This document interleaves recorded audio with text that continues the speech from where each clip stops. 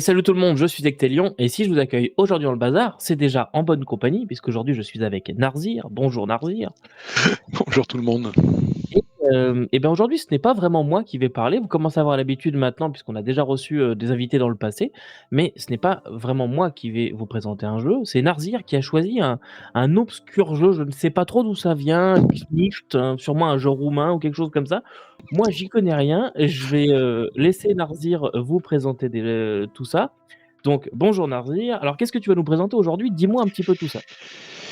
Eh bien, bonjour. Moi, je vais vous parler de Night, un jeu d'Entremonde Édition, un jeu qui, contrairement à toute attente, m'a emballé dès le début. Moi, je suis pas vraiment attiré par les univers sombres et tristes, avec une ambiance de fin du monde. Moi, dans le jeu de rôle, je cherche plutôt l'évasion, le voyage, le rêve.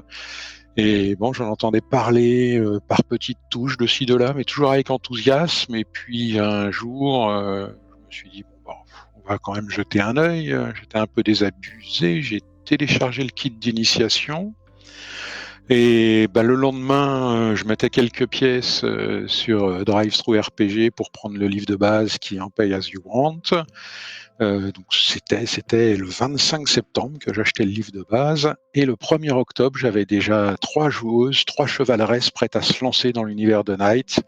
Et le 12 octobre, on a lancé notre première partie à 5 et ça a été vraiment du bonheur. Et depuis, j'ai eu l'occasion de refaire jouer le scénario d'initiation 2 autres fois, de lancer la campagne. Je ne suis pas encore dans la campagne, la geste de la fin des temps, mais on a démarré une campagne avec la première tablée et c'est super. Ok. Donc quand même un jeu sur lequel tu es motivé et sur lequel tu joues beaucoup en ce moment, quoi. Oui, Euh, oui, oui. À alors fond. moi pour le coup, Night, c'est un jeu que j'ai découvert pendant son financement à l'époque. On en parlera après, mais c'est un jeu qui a été financé il y a un bon moment, sa première édition, et je suis passé totalement à côté. Je me souviens d'avoir lu la présentation. Je crois qu'il y avait un livret ou quelque chose, je me souviens plus bien, mais il y avait un truc de présentation, peut-être même juste la page Ulule. Et j'ai lu ça. Au début, j'étais super emballé parce que, contrairement à toi, moi, c'est le genre d'univers qui m'attire. Tu me mets un univers sombre avec des armures mécanisées, etc. Clairement, je suis déjà client, mais je sais pas pourquoi j'ai fait une sorte de rejet. Alors, est-ce que c'est parce que tout le monde en parlait autour de moi à ce moment-là? Je sais pas trop, mais il y avait tout le côté arthurien qui me dérangeait. On va en reparler après pour ceux qui connaissent pas du tout, ça va être plus clair. Mais j'avais fait une sorte de rejet en me disant: «Oh bah, non, ça m'intéresse pas trop». Et c'est un peu la folie parce que depuis quelques années, j'entends parler que de Night. Je ne connais que lui. Il y a Donjons& et Dragons et il y a Night. Voilà. Clairement, tout le monde me parle de Night. J'ai l'impression que tout le monde y joue. En tout cas, sur le Discord du Bazar d'Ectelion, vous pouvez nous rejoindre d'ailleurs. J'ai l'impression que tout le monde joue à ce jeu. À chaque fois que je demande à quelqu'un qu'est-ce que vous faites jouer en ce moment, il y a souvent quelqu'un qui va me répondre Night. C'est assez fou. Et d'ailleurs, pour la petite histoire, je pense que c'est le tout premier jeu français dont nous parlons sur la chaîne, enfin, dans ce genre de vidéo. Donc ça me fait plaisir aussi pour une fois de parler d'un jeu français qui a évidemment, comme beaucoup de jeux français, un nom en anglais. Je sais pas pourquoi. D'ailleurs, petite parenthèse, s'il vous plaît, les Français, quand vous faites des jeux, appelez-les en français parce que si on vous donnez raison aux Québécois qui disent qu'on fait que des trucs en anglais, et que voilà. Appelez vos jeux en français, par pitié. Et puis autre petite particularité de cette vidéo, va être dédicacée, hein. Je pense que quelqu'un va nous regarder. Donc Félix, je te dédicace cette vidéo. Je sais que elle te fera très plaisir cette vidéo sur Night. Voilà. Donc aujourd'hui, on va attaquer par le menu. On va tout d'abord, avant toute chose, parler un petit peu de l'aventure éditoriale de Night, puisque c'est un jeu qui n'a pas une histoire éditoriale assez banale. C'est un jeu qui date quand même, heu, de d'une dizaine d'années. On est en 2025, non, c'est ça, il va avoir 10 ans en mai, on prend le financement, hein, mais il a été financé en mai 2015 sur Ulule et à l'époque, il était chez un éditeur qui s'appelait Origins et je me souviens qu'il est sorti. Ensuite, et là, je sais que l'éditeur a coulé, a fermé. Je ne sais pas exactement ce qui s'est passé, mais l'éditeur a fermé malheureusement et Night est ressorti par la suite en version, c'était 1.5 il me semble. En version 1.5, il est ressorti chez Entremonde Éditions, heu, qui a été fondé par les auteurs d'ailleurs de Night, hein. D'ailleurs, c'est vrai qu'on n'en a pas parlé, mais c'est, Simon Gabillot et Colline Pignat, pardon, Corinne, co Colline Pignat qui ont écrit le jeu et donc c'est eux qui ont fondé, en tout cas il me semble que ce sont les fondateurs d'Entremonde Éditions. Entremonde qui depuis a sorti plusieurs autres jeux, mais quand même Night ça reste, pas mal, on va dire l leur bébé quoi, hein. On voit que c'est le jeu maison. D'ailleurs, on en reparlera à la fin, on pourra peut-être toucher 2 mots là-dessus, mais il y a aussi des développements dans la gamme Night, dans l'univers de Night. Heu donc depuis, 2018, il est disponible chez Entremonde Éditions et il n'a jamais cessé d'avoir de nouvelles ressorties, de nouvelles réimpressions, pardon, c'est ça que je voulais dire. Nouvelles réimpressions, je sais pas aujourd'hui à combien on en est, mais La peut-être 6e. si ça, toi j'étais à 6e, 4 ouais. C'est, et je sais d'ailleurs que les campagnes, on en parlera dans la gamme, mais je crois que la campagne a aussi été retirée au moins 3 fois, heu, ça, 2 ou je 3 sais fois. pas. Mais Donc c'est un jeu qui a quand même beaucoup de succès, on va dire que pour un public français, c'est pas si courant, mine de rien, d'avoir autant de réimpressions pour un même jeu. Je connais pas beaucoup de jeux qui l'ont fait. Donc bah, tant mieux et félicitations d'ailleurs à Entremonde Éditions. Moi j'en entends parler vraiment très, très régulièrement de Night et pour la petite histoire, je vais te reposer la même question après, mais moi pour le coup, là où j'ai commencé à me dire: «Ah Night c'est quand même vachement bien», c'est avec un actual play. C'est quand je suis arrivé au Québec, peut-être un petit peu après, ça devait être début 2019, il y avait un actual play en, mmh, en balado, en podcast en français, heu, en anglais, mais hem, j'écoutais un balado et il faisait le scénario, je crois que c'est le scénario d'initiation de Night et en écoutant l'actual play, je me suis dit: «Ah mais finalement, c'est quand même vachement mieux que ce que je pensais». Et c'est là que j'ai commencé à me dire que ça pouvait être un jeu vraiment pas mal. Malheureusement, eh ben, je suis au Québec, donc j'ai jamais eu, l'occasion de le faire venir ou quoi que ce soit. Donc je suis passé à côté, mais aujourd'hui, Narzir, tu vas pouvoir nous expliquer tout ça. Alors déjà donc, tu disais tout à l'heure, est-ce que tu nous expliquais comment tu as découvert Night toi de ton côté? J'en entendais parler, alors déjà moi j'avais suivi un autre, financement participatif d'Entremonde Éditions, c'est The Heist, le jeu des Ouais, casses avec classe. Donc j'étais sur le Discord, bon, je voyais passer des annonces à propos de Night et puis dans une assoce dont je fais partie près de chez moi, il y a une MJ qui régulièrement, balançait des petits trucs sur Night, rappelait qu'il y avait un full lancement, parce qu'il y a eu l'année dernière un full lancement pour l'éditer en anglais, euh, qui a bien marché aussi. Et puis ensuite, dans le Nightverse, il y en a eu un autre qui s'est terminé il n'y a pas longtemps, sur une Paria, portion Paria. d'univers qui s'appelle Paria. Et puis ils ont lancé là il n'y a pas longtemps un Patreon sur la création de Night, Spectre. Et donc j'avais régulièrement des petites touches comme ça. Et puis en septembre de l'année dernière, je me suis dit bon allez hop, on va quand même y jeter un œil. Donc il y avait le kit d'introduction, que j'ai lu le temps de le dire et qui m'a emballé, 10 pages de règles. Ouais, ce que tu disais au Et début, ouais, ouais, ouais, ouais. et c'est là que ton aventure a commencé. Cool. Et voilà. J'ai Alors pourquoi la question que je me pose aujourd'hui, pourquoi as-tu choisi de nous le présenter? Pourquoi ce jeu-là particulièrement?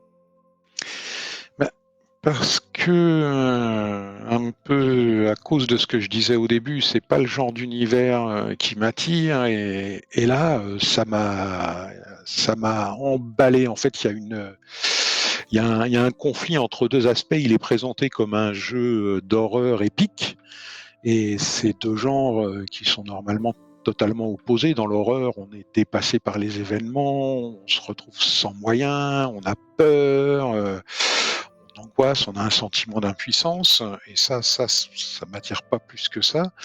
Et le côté épique, c'est tout l'opposé. On peut accomplir des choses qu'on aurait jugées impossibles, on se dépasse, en jeu de rôle, on va raconter des exploits héroïques, et du coup, c'est la conjugaison des deux, moi, qui m'a plu. Le fait, il y a l'horreur, ok, donc mais on peut s'en sortir.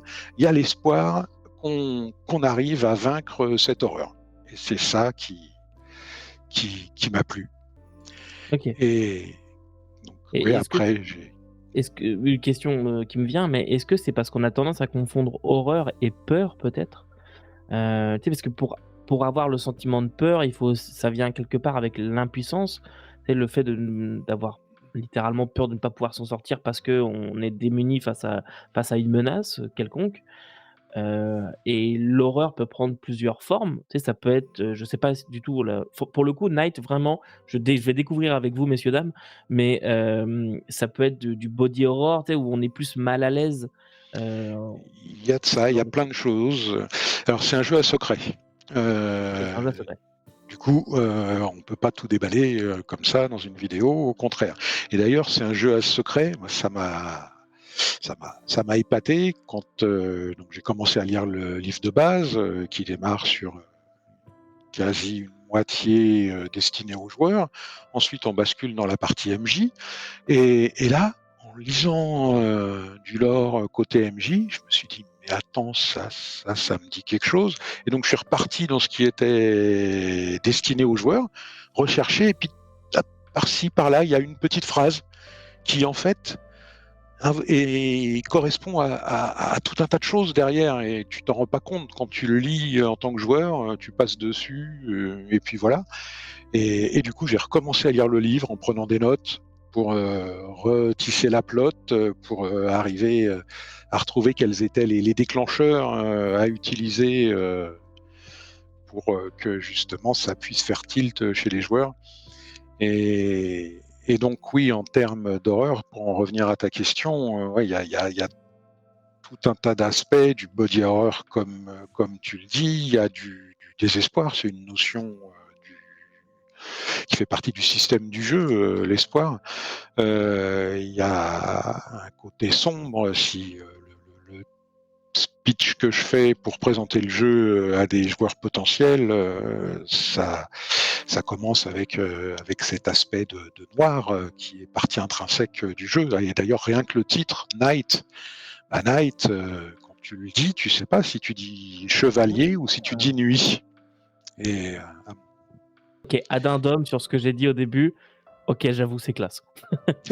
Vous l'avez fait exprès, j'avoue, c'est classe. je sais pas, mais ouais, ça m'a frappé ça. OK, j'avoue, Night, OK, oui, Mm. j'avoue, c'est bien cherché. Donc, pour revenir 2 secondes sur ce que tu disais sur les secrets, si je comprends bien, c'est des secrets qui ne se donnent pas facilement. Même pour le MJ, c'est un peu cryptique. Si tu dois faut que tu repères des indices et que tu ailles dans le reste, des ouvrages ou dans le partie joueur et cetera pour aller refaire Alors, j'ai pas encore une vue d'ensemble parce qu'il y a énormément de matériel à lire. J'ai pas encore lu, j'en suis au début de lecture de la geste. Donc il y a plein de choses à se souvenir. Donc, et quand tu débarques comme ça, comme moi, 10 ans plus tard, et que tu as tout à découvrir d'un coup, bah c'est un sacré boulot. Je OK. pense pas que ce soit aussi horrifique que ça à lire. Non, mais c'est vraiment ce qui m'a plu, c'est les petits clins d'œil, quoi. Tu as l'impression que les auteurs s'amusent à te titiller là-dessus, et c'est trop fort, quoi. Du coup, j'ai envie de reproduire ça auprès de mes joueurs et de mes joueuses. D'ailleurs, c'est marrant OK. parce que la première table que j'ai eue, les personnes qui se sont inscrites, c'était des joueuses. Donc j'ai eu 4 joueuses et il y en a une qui finalement est venue avec son copain. Donc, j'ai 5 personnes en face de moi à table, mais principalement des joueuses. Euh, Ce que j'ai C'est trouvé fort parce que on n'a ouais, pas c'est bien. l'habitude dans le monde C'est du pas jeu de courant, rôle. ouais, Ouais, c'est ouais, bien ouais. d'avoir autant de joueuses, ouais. OK, alors là, on parle de Night, le jeu et cetera, mais c'est quoi exactement Night? Dans quel univers est-ce qu'on va jouer? Qu'est-ce qu'on va jouer et cetera? Présente-nous tout ça, un petit peu, la prémisse de l'univers pour donner l'eau à la bouche des gens.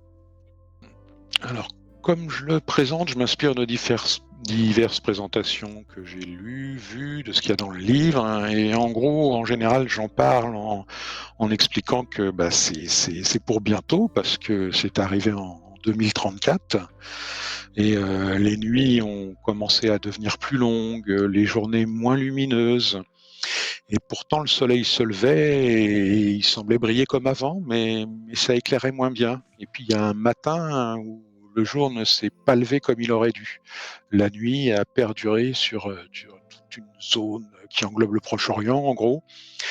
Et à l'extérieur de cette zone de ténèbres, on a reçu des messages radio de mauvaise qualité, des appels à l'aide, comme quoi il y avait des créatures dans les ténèbres qui rôdaient, qui enlevaient, tuaient les humains, les familles, adultes, enfants, sans distinction. Et puis, plus rien, plus aucune nouvelle, plus aucun message, personne sortait de la zone. On a bien sûr envoyé des équipes de secours, des médecins, des pompiers, des militaires, des commandos, et jamais personne n'en est ressorti de ces ténèbres. Et puis ensuite, ça s'est répandu sur le monde. Il y avait des vagues de ténèbres qui sont apparues progressivement, qui ont obscurci des régions entières, des villes, des pays, et qui sont rentrés dans une nuit éternelle. Et on a appelé ça l'anathème. C'est une Ok. catastrophe surnaturelle qu'on a surnommée ainsi. Et d'un peu partout, là où les ombres, où l'obscurité s'était étendue, il y a eu des créatures abominables, de chair et de métal, qui sortaient, qui enlevaient les innocents, qui ont perpétré des massacres et qui ont propagé l'horreur. Et par l'horreur, peu à peu, le désespoir a étreint l'humanité et le monde a commencé à perdre ses couleurs. Les artistes ont perdu leur créativité et l'humanité a perdu sa volonté d'exister. Et c'est à ce moment-là, en 2036, qu'il y a une vingtaine de personnalités qui a réagi. C'était tous d'anciennes grandes figures politiques ou économiques, et ils se sont présentés comme étant immortels, et ils en ont fait la démonstration en public, à la télé. Il y en a qui se sont suicidés en direct et qui ont revécu. Et ils se sont relevés et ils ont proposé aux populations de les accueillir dans des arches, des grandes villes. Ils ont proposé à tous les citoyens qui souhaitaient échapper à l'obscurité de venir les rejoindre dans ces villes tentaculaires qu'ils ont protégées par des dômes de lumière. Et ainsi, l'humanité a pu continuer de résister et résiste toujours à l'anathème. Grâce à eux, grâce aux immortels, il y a une partie du globe qui n'a pas cédé aux ténèbres. Ok. Donc, Ouais. ouais, je te coupe juste une seconde parce qu'il y a un bout que j'ai pas trop bien compris. Tu disais pour cette zone de ténèbres qui a commencé, tu le disais au Proche-Orient. Oui. Au début, tu parlais du soleil qui éclairait de moins en moins bien. Mais après, tu parlais d'une zone spécifique qui était recouverte de ténèbres. Alors, est-ce que le soleil se levait pareil, mais il y a comme une espèce de brume noire, une zone de nuit surnaturelle qui est apparue, c'est ça? Globalement sur la planète, en général, la nuit, c'était comme si la nuit ne se levait pas à fond. Et sur cette région-là, au Proche-Orient, en fait, une nuit noire est restée à plomber le ciel. Et pour ce qu'on en a compris, parce que comme personne n'en est ressorti, on n'a pas de témoignage direct, OK. elle est restée dans le OK, elle est noir restée. total. OK, et donc ça a aussi eu un impact sur les gens? Puisque tu disais les artistes ont perdu leur créativité, tu parlais des couleurs, les couleurs sont plus fades, c'est ça? Oui, comme dans la pénombre, dans l'obscurité, on voit plus les couleurs, OK. tout devient gris, et OK, on a assisté à ce et phénomène. donc les gens ont perdu un petit peu leur joie de vivre, leur volonté, Oui, OK. le goût de vivre. OK, ça c'est intéressant. Vas-y, je te laisse continuer sur ce que tu voulais enchaîner, pardon, excuse-moi, c'est moi qui t'ai coupé. Non, non, je t'en prie. Et donc, peu de temps après que les immortels aient fait leur annonce, leur proposition, quelques mois plus tard, il y a un homme qui est arrivé à Dublin où une zone de ténèbres était apparue, avait recouvert la ville. Et à lui tout seul, il a combattu les créatures qui en sortaient, et petit à petit, il a réussi à lever, à faire disparaître les ténèbres. Il était quand même pas ordinaire parce qu'il était équipé d'une armure avec des qualités technologiques exceptionnelles. On a appelé ça une méta-armure, un peu un truc à la Iron Man, on pourrait dire presque. Et il a été surnommé Arthur et c'est devenu une figure de proue de l'humanité qui combat pour sa survie et avec le soutien des immortels. En fait, il a créé un ordre. Il mène maintenant 1 millier d'hommes, des chevaliers, et un peu dans l'esprit du roi Arthur et de ses chevaliers de la table ronde. Et ils sont rentrés dans un combat sans merci contre l'anathème. Et donc je termine généralement mon speech en citant le bouquin, en leur disant: et vous maintenant, vous êtes l'un de ces courageux chevaliers. Bienvenue dans le Night. Nous sommes les protecteurs de l'humanité, le bouclier face au désespoir. Nous sommes la lumière dans les ténèbres. Nous sommes le dernier espoir de l'humanité. Seuls nous combattons, ensemble nous vaincrons. C'est tout un programme. Mais les joueurs n'incarnent pas des immortels. Ce sont des gens normaux à la base qui ont été choisis, qui sont engagés. Alors Comment ça se passe ce pour recrutement? la plupart des chevaliers, c'est des gens qui ont accompli quelque chose de remarquable qu'on appelle un haut fait, qui les ont fait être repérés par le Knight, qui ensuite, s'ils sont d'accord, passent des tests physiques, psychologiques et des tests pour voir s'ils sont capables de porter une méta-armure. Ce n'est pas qu'une question de physique, c'est aussi une question de volonté, de résistance mentale. On ne sait pas exactement quels sont les critères. On ne peut pas dire à l'avance si une personne y arrivera ou non. Et ce sont ces personnes-là qui deviennent des chevaliers. OK. Après, Et j'ai une question qui me vient, c'est un vague souvenir là pour le coup. Il y a pas une histoire de nom aussi, qu'au bout d'un moment, tu as un nom de chevalier de la table ronde? Il y a peut-être que je confonds de jeu, mais il me semble que c'est ça, hein? non, non, c'est ça. Tu rentres en tant que John Smith au Knight, tu vas choisir si tu peux. Si tu es apte à porter une méta-armure, tu vas choisir un nom de chevalier qui généralement résonne avec les chevaliers de la table ronde. Et l'organisation même du Knight, les chefs de département, les proches collaborateurs du grand patron Arthur, ce sont des chevaliers de la table ronde. D'ailleurs, son conseiller le plus proche, on l'a compris ensuite, grâce à qui il a pu avoir cette première méta-armure, est surnommé Merlin. OK, C'est OK. Mais OK, donc c'est Merlin, c'est un surnom, mais il pourrait très bien s'appeler Steven, quoi, c'est voilà, voilà. OK, C'est d'accord. c'est un Sud-Africain qui s'appelle James Diakate, si mes souvenirs sont bons, et il a été surnommé Merlin. OK, Et on connaît son nom et c'est pas ça fait oui, pas oui, on partie connaît des son secrets identité. ou ne révèle pas de secrets, hein? Je vais essayer. Je devrais y arriver.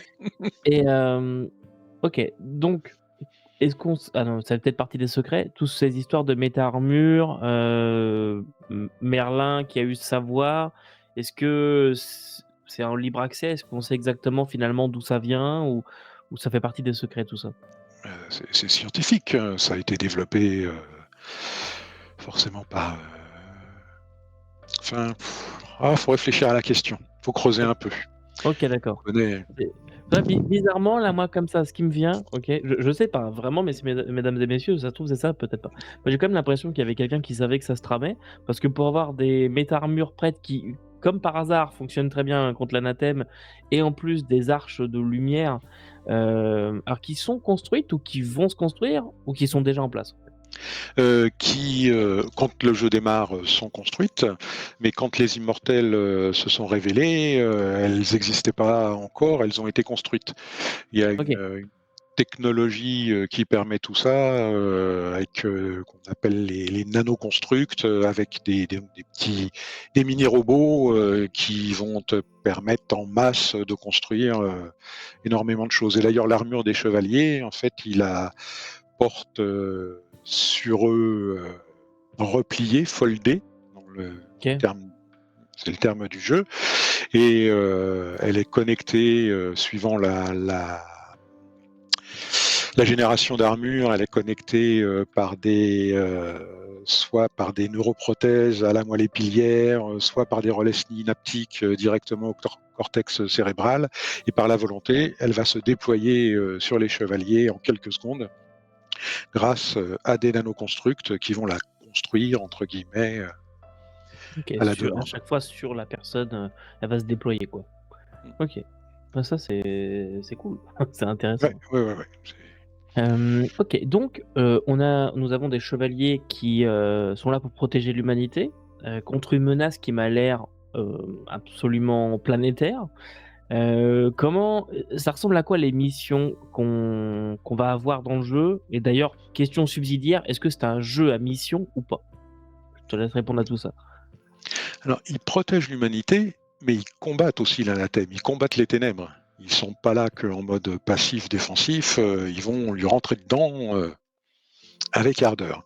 Et oui, en fait, si on parle d'un point de vue jeu de rôle, les scénarios, c'est des missions. Alors ça peut être très aussi bien des missions qui se passent dans les arches, dans les villes protégées grâce aux immortels, que en territoire gris entre deux, parce que tous les humains n'ont pas accepté d'aller se réfugier dans les arches, euh, Les parce fameux que parias. aller dans les Les fameux parias, c'est ça?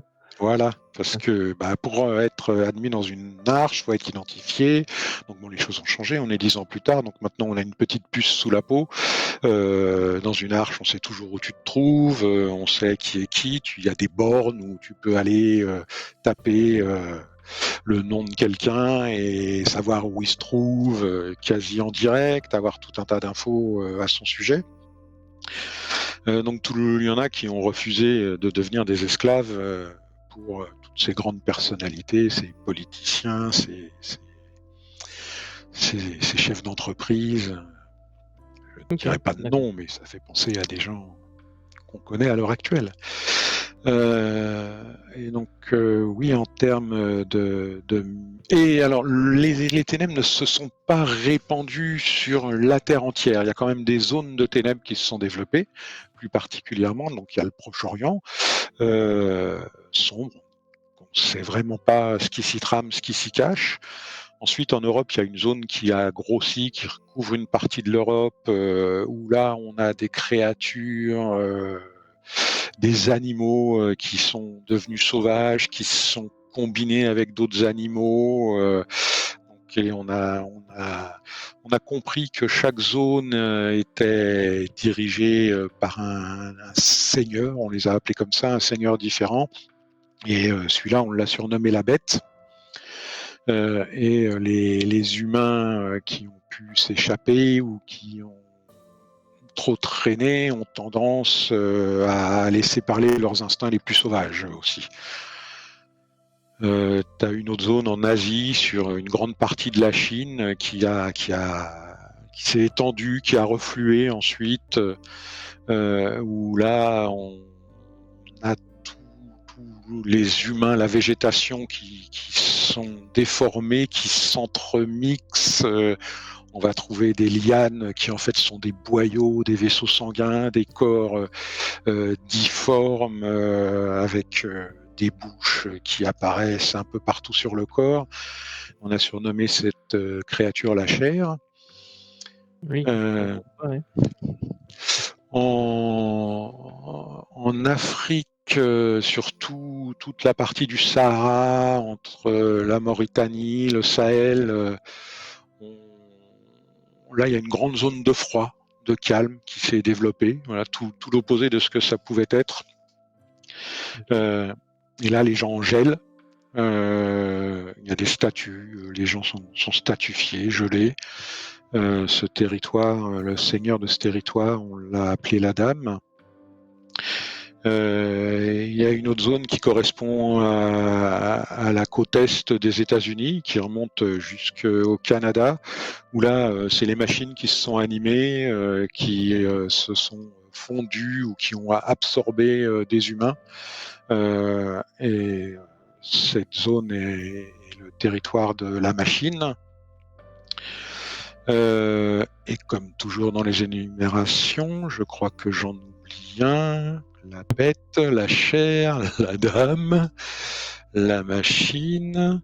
Ah, et il y a une créature qui a pas de territoire particulier. Il y a par moments des zones, ça peut être des lacs ou des océans de ténèbres qui apparaissent. Des fois, c'est juste des ténèbres mouvantes, un peu comme une rivière, d'où sortent des créatures faites d'ombre qui viennent attraper des humains, les enlèvent, les ramènent dans les ténèbres. Et ces créatures portent sur elles des masques blancs. Et on suppose que cette créature est dirigée par un seigneur qu'on a surnommé le Masque. OK. Et en C'est fait, marrant. donc il y a des... Ouais, Oui, excuse-moi, mais ouais, je parle, pardon, non, n'hésite non, pas non, à me non, pardon, couper. pardon.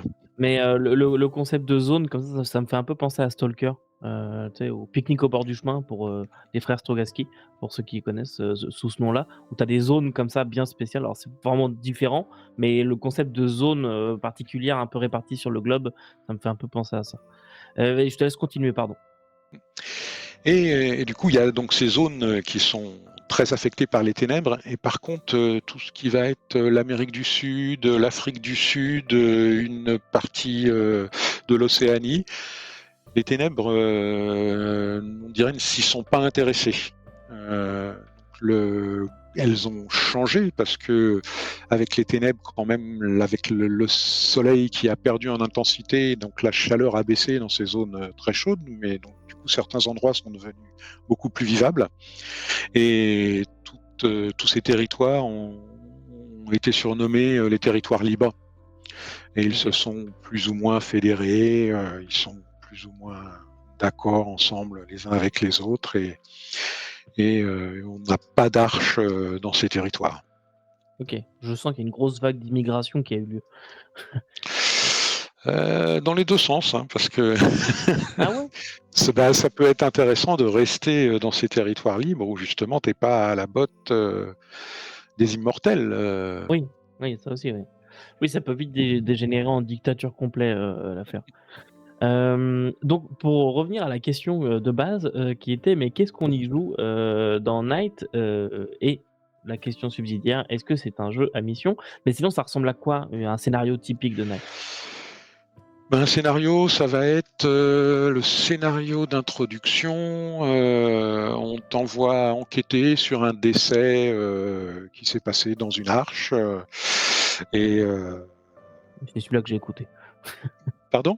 C'est celui-là que j'ai écouté. Dans un appartement, il me semble. C'est une jeune Oui. femme qui a été tuée. Ouais, c'est celui-là que j'ai Ouais, ouais. écouté. Alors on est confronté.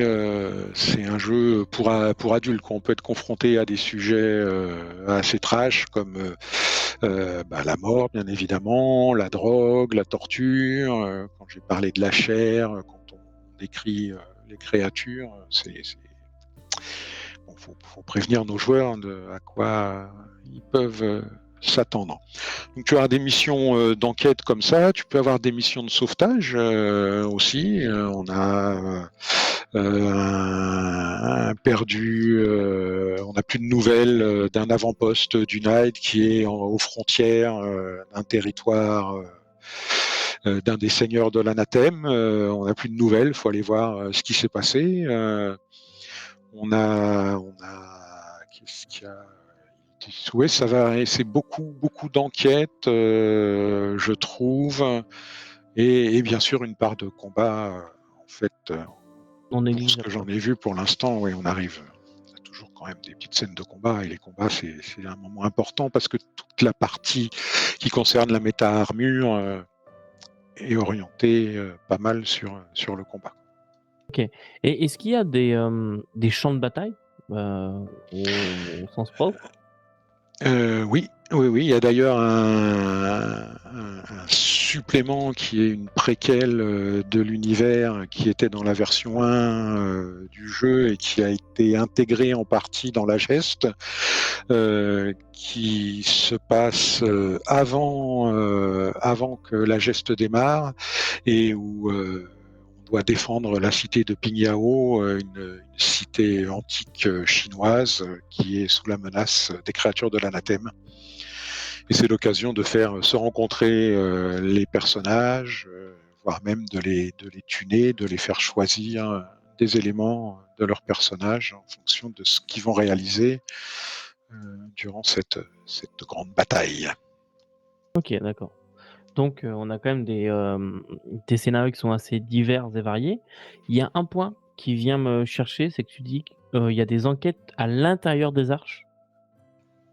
On est Oui. en armure, on combat l'anathème à l'intérieur des arches. Est-ce qu'il y aurait de la corruption, par exemple? Une sorte de culte du chaos? C'est bon, si on va parler en termes Warhammer un petit peu, mais Ah, non, non, théoriquement non, parce que l'anathème, c'est l'ombre, l'obscurité. Les arches, justement, ont tout un système de lumière pour repousser les ténèbres. Et mmh, si jamais des créatures venaient à s'approcher des arches, à ce moment-là, il y a des dômes qui se déploient et qui projettent de la lumière pour protéger les arches. Disons que quand on va vers les frontières, quand on s'éloigne du centre-ville et qu'on arrive vers les endroits les plus lointains, les endroits les moins protégés, bah, peut-être que là, l'anathème tente de s'introduire. Peut-être que les rivières, les lacs d'ombre du masque vont essayer de pénétrer et de gagner du terrain sur l'humanité. OK. Mais, il y a pas, ça me paraît vraiment évident, mais il y a pas de culte de l'anathème parmi les humains? Qu'est-ce qui protège les humains d'autres humains? Alors, Tu vois? C'est peut-être un secret ou je sais pas, mais non, ce qui arrive, ce qu'on sait qui se produit, c'est que les humains en contact avec les ténèbres, donc petit à petit, ils ont de plus en plus de mal à supporter tout ce qui se passe, et ils perdent espoir et ils deviennent ce qu'on appelle des désespérés. À ce moment-là, ça va être des gens qui vont soit se suicider, soit devenir violents, agresser tout le monde. Ils ont des signes physiques du désespoir, leurs yeux deviennent totalement noirs, ils ont au début sur la peau des vénules noires qui apparaissent et petit à petit des plaques noires ensuite qui vont se former. Mais je dirais que non, il n'y a pas de personnes qui volontairement vénèrent l'anathème ou veulent servir l'anathème, quoi. oui, ouais. OK, d'accord. Oui, c'est OK, c'est intéressant parce que pour moi, c'était vraiment la voie tout tracée vers le culte de l'anathème, quoi. Non, il n'y OK a pas de et cultiste. autre question qui me vient, donc on parle de cités, donc ce sont des dômes qui sont, remplis de lumière. Est-ce que l'anathème, les créatures de l'anathème sont sensibles à la lumière un peu, si je peux faire un parallèle, avec le jeu vidéo Alone in the Dark? Tu sais, où dès que tu as une lumière, les créatures disparaissent, qu'elles ne Ah, peuvent vivre que dans l'obscurité? ça les affaiblit. On peut faire, suivant l'intensité de la lumière, on va pouvoir leur faire plus ou moins de dégâts éventuellement. C'est un moyen, c'est une des armes pour les combattre, OK, la lumière est une arme. effectivement. Mmh. OK. Eh bien, si ça te convient, j'aimerais qu'on parle un peu, maquette, illustration, mise en page et qualité de l'ouvrage. Je pense que c'est ce que tu as et en tout cas moi c'est ce que j'ai. J'ai pris le PDF de la dernière version, donc la version, 2024 je pense. Donc toute la vidéo va se baser sur cette version, du livre, donc celle qui est à jour, celle que si demain vous allez acheter le bouquin, c'est celle que vous aurez. Je ne sais pas s'il y a eu des mises à jour de maquettes entre les différents tirages, entre la V1 chez Origin, la nouvelle? J'ai aucune idée. Est-ce que ça tu sais ou pas du tout? Non, comme moi je l'ai découvert avec la 1.5, je ne sais pas exactement quelles sont les différences qu'il y a entre la V1 et cette version actuelle 1.5. Je sais qu'il y a eu des illustrations qui ont été refaites dans le cadre du financement de la version anglaise. Donc il doit y avoir très certainement même un décalage entre les dessins qu'on va trouver dans les éditions actuellement dans le commerce et celles du PDF. Euh, mais moi, ça me perturbe aucunement, quoi. J'ai des PDF avec des versions différentes de certaines images,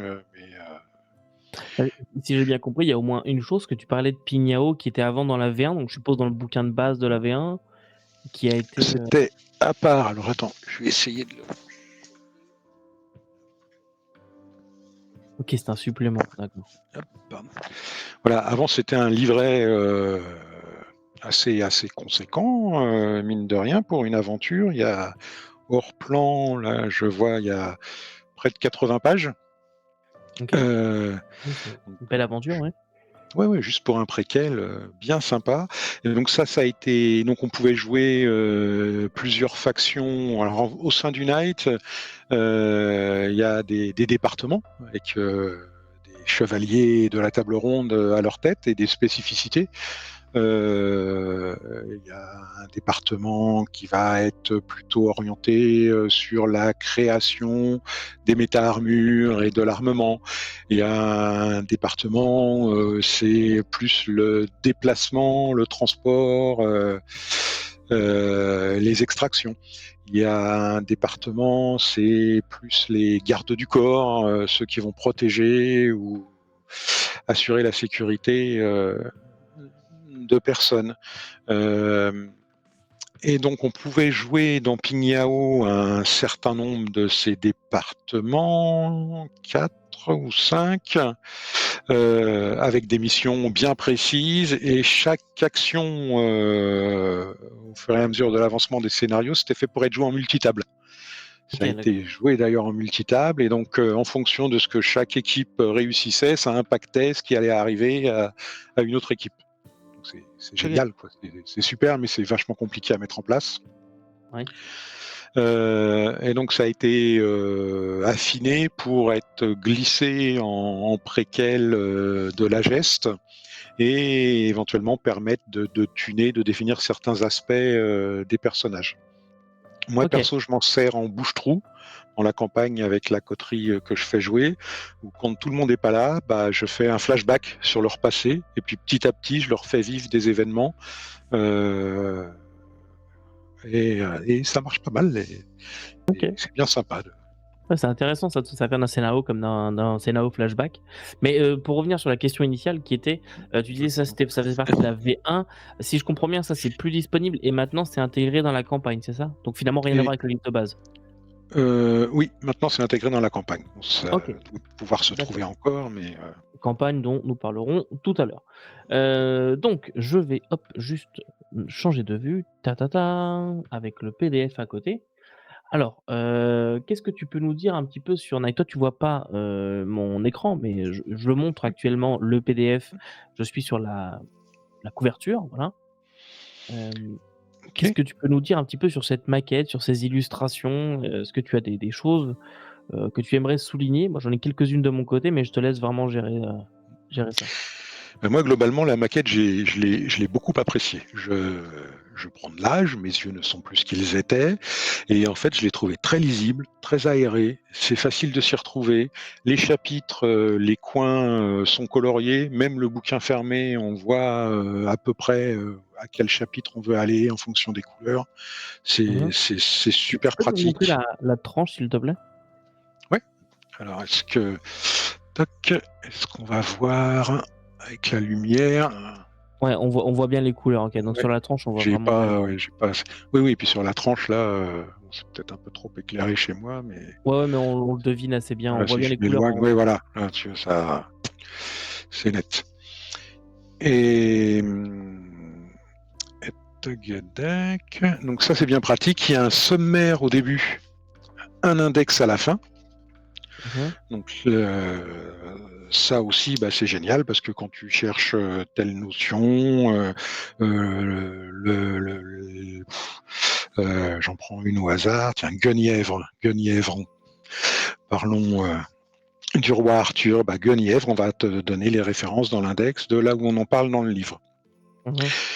Euh, Ce qui est plus difficile, ça va être de s'y retrouver parfois. Bon, il y a l'aspect dont j'ai parlé tout à l'heure, la petite phrase, mais ça c'est du lore, du fluff. Retrouver la petite phrase d'accroche cachée ici ou là. Et après, c'est quand bah, la gamme est assez étoffée, il y a pas mal d'ouvrages. Et après, quand tu veux retrouver le livre où va être décrit l'arche de Denver, par exemple, au hasard, donc une des villes Mmh. euh, créé par un immortel, pour retrouver dans quel bouquin ça se trouve, c'est pas toujours facile. Mais sinon, en soi, ouais, pour ce qui est de la maquette pure, moi, j'apprécie beaucoup. Il y a des images parfois, je sais pas, comme ici sur le côté d'une page. Tu as aussi des images pleine page. Hop. Tac, tac, bien sûr, je vais pas en trouver. C'est toujours quand on en cherche. Voilà, là, Pour les entêtes de chapitre aussi, les pages de chapitre, Oui. il y a des Mhm. ouais. T'as des images comme ça. Tiens, on parlait de Merlin tout à l'heure. Hop, juste avant, t'as Merlin. Enfin, moi, je trouve que les images sont. Moi, ça me fait voyager sans problème. Et puis, il y a deux versions des méta-armures et elles ont été redessinées récemment. Il y en a certains que ça perturbe. Alors là, moi, j'ai pas connu l'ancienne version, donc ça m'a pas, ça me choque pas. Et je trouve vraiment que ça donne des choses magnifiques, quoi. Quand tu es dans les pages qui décrivent le fonctionnement des méta-armures. Est-ce que tu peux me donner le numéro de la page, s'il te plaît? Ouais, 146. Voilà. Ah oui, d'accord, OK. J'étais pas du tout là-dessus, moi. OK, d'accord. Ah oui, j'étais pas du tout sur ce genre d'armure. On est d'accord, c'est le War Master, c'est ça? Oui, oui, War Master, Le maître de guerre en français? tout à fait. Alors, c'est peut-être le moment d'ailleurs de dire que quand on regarde le nom des armures, on a la Priest, on a la Warrior, on a la Rogue, ça fait tilt quand on est rôliste. Et le chef de section qui conçoit les méta-armures, dont le nom de chevalier est Gauvin, c'est un rôliste. Et c'est pour ça qu'il fait du jeu de rôle, et donc il donne aux méta-armures le nom de classe de personnage d'un jeu OK, bien OK. connu. Je trouve, alors je sais pas si c'est les illustrations, historiques, mais il y a un côté très, très, Moyen-Orient. C'est très arabisant, je trouve, dans les illustrations, le genre d'armure, les couleurs utilisées, les courbes et je trouve qu'il y a un côté très, très, Oui, Moyen-Orient. il y Couleurs a, aussi. alors c'est vrai le côté ordre de chevalier qui défend la veuve et l'orphelin, moi ça m'a fait aussi très vite penser aux Templiers, aux Hospitaliers, et Ouais. du coup l'association dans ma tête se fait facilement avec les croisades, et Bah, ça m'a pas. tu vois, si je regarde la Priest, par exemple, Oui. on voit bien le masque le fait directement penser à un masque enfin, un casque de croisé, par exemple, un casque de Mhm. chevalier, mais avec le choix de couleurs en plus, en blanc Oui, et doré, doré. plus, Mhm. voilà, le tissu, Oui, oui, je je pense comprends. directement au Moyen-Orient. C'est intéressant ce mélange, des 2 genres. Mais, tu sais, je pourrais être en train de lire Coriolis, par exemple, chez Free League, Oui. ça me choquerait pas, je retrouverais à peu près le même genre de design. OK, donc on a vraiment ah oui, je m'attendais pas du tout à ça comme type d'armure. OK. On est vraiment pas sur de l'exosquelette, bourrin, Non, classique, non, ça quoi. OK, c'est d'autres les exosquelettes. Ce n'est pas le Knight. OK. OK, donc est-ce que tu as, autre chose à nous dire sur cette, maquette?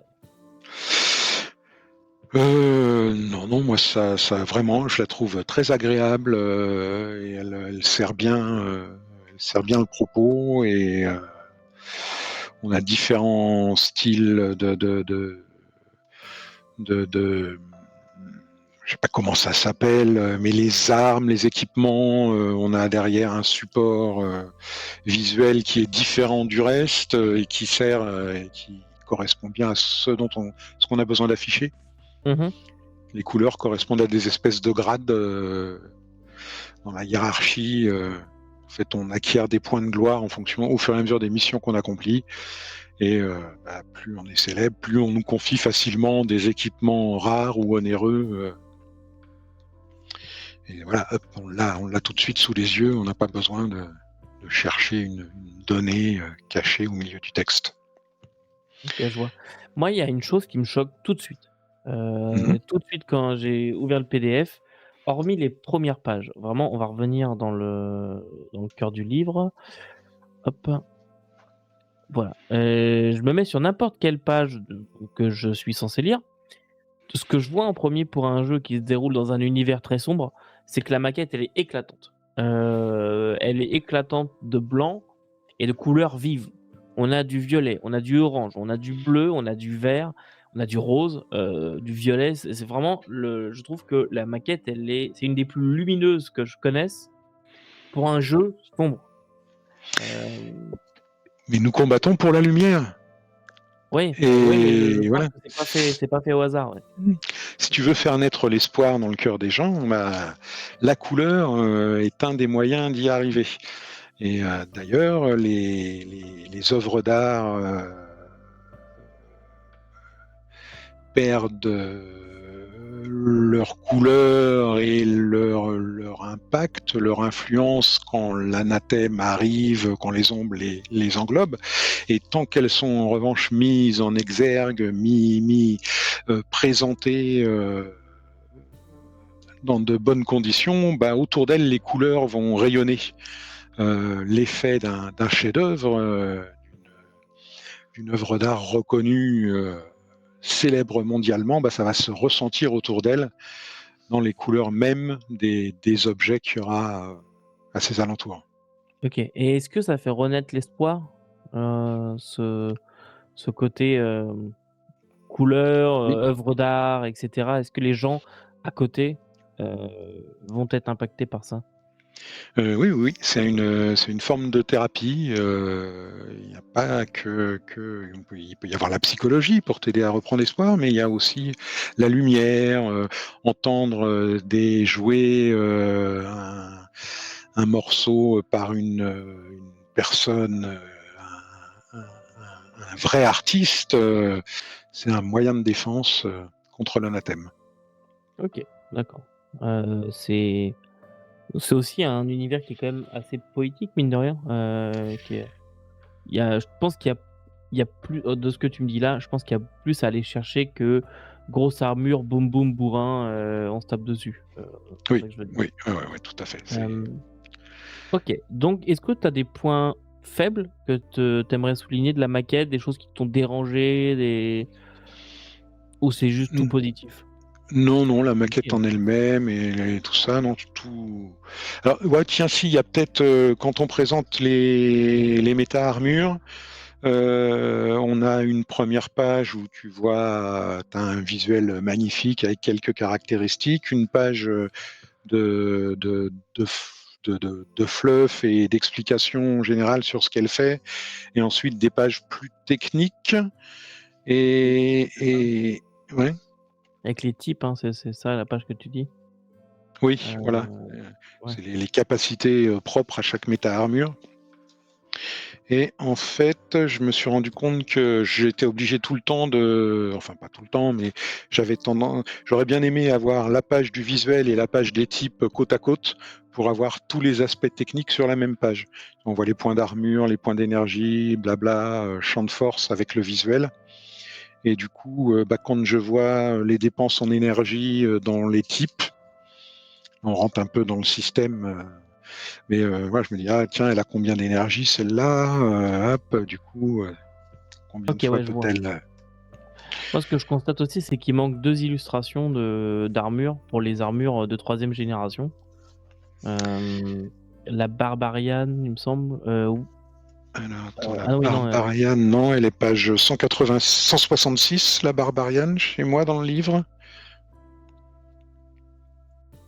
en même temps, mais tout à l'heure, ça m'a choqué, j'en avais 2 côte à côte, mais Je ne sais plus. Alors il y en a certaines qui ont plus de pages que d'autres. ah d'accord. C'est peut-être ça qui je ne sais plus si mes Oui, c'est souvenirs ça. sont bons. Mmh, voilà. Heu, Oui. OK, moi, alors je dois avoir un PDF qui doit être un peu périmé alors. Moi, c'est 167. J'ai Barbarian, j'ai pas d'illustration. Et la Tempest, j'ai pas d'illustration non plus. D'accord.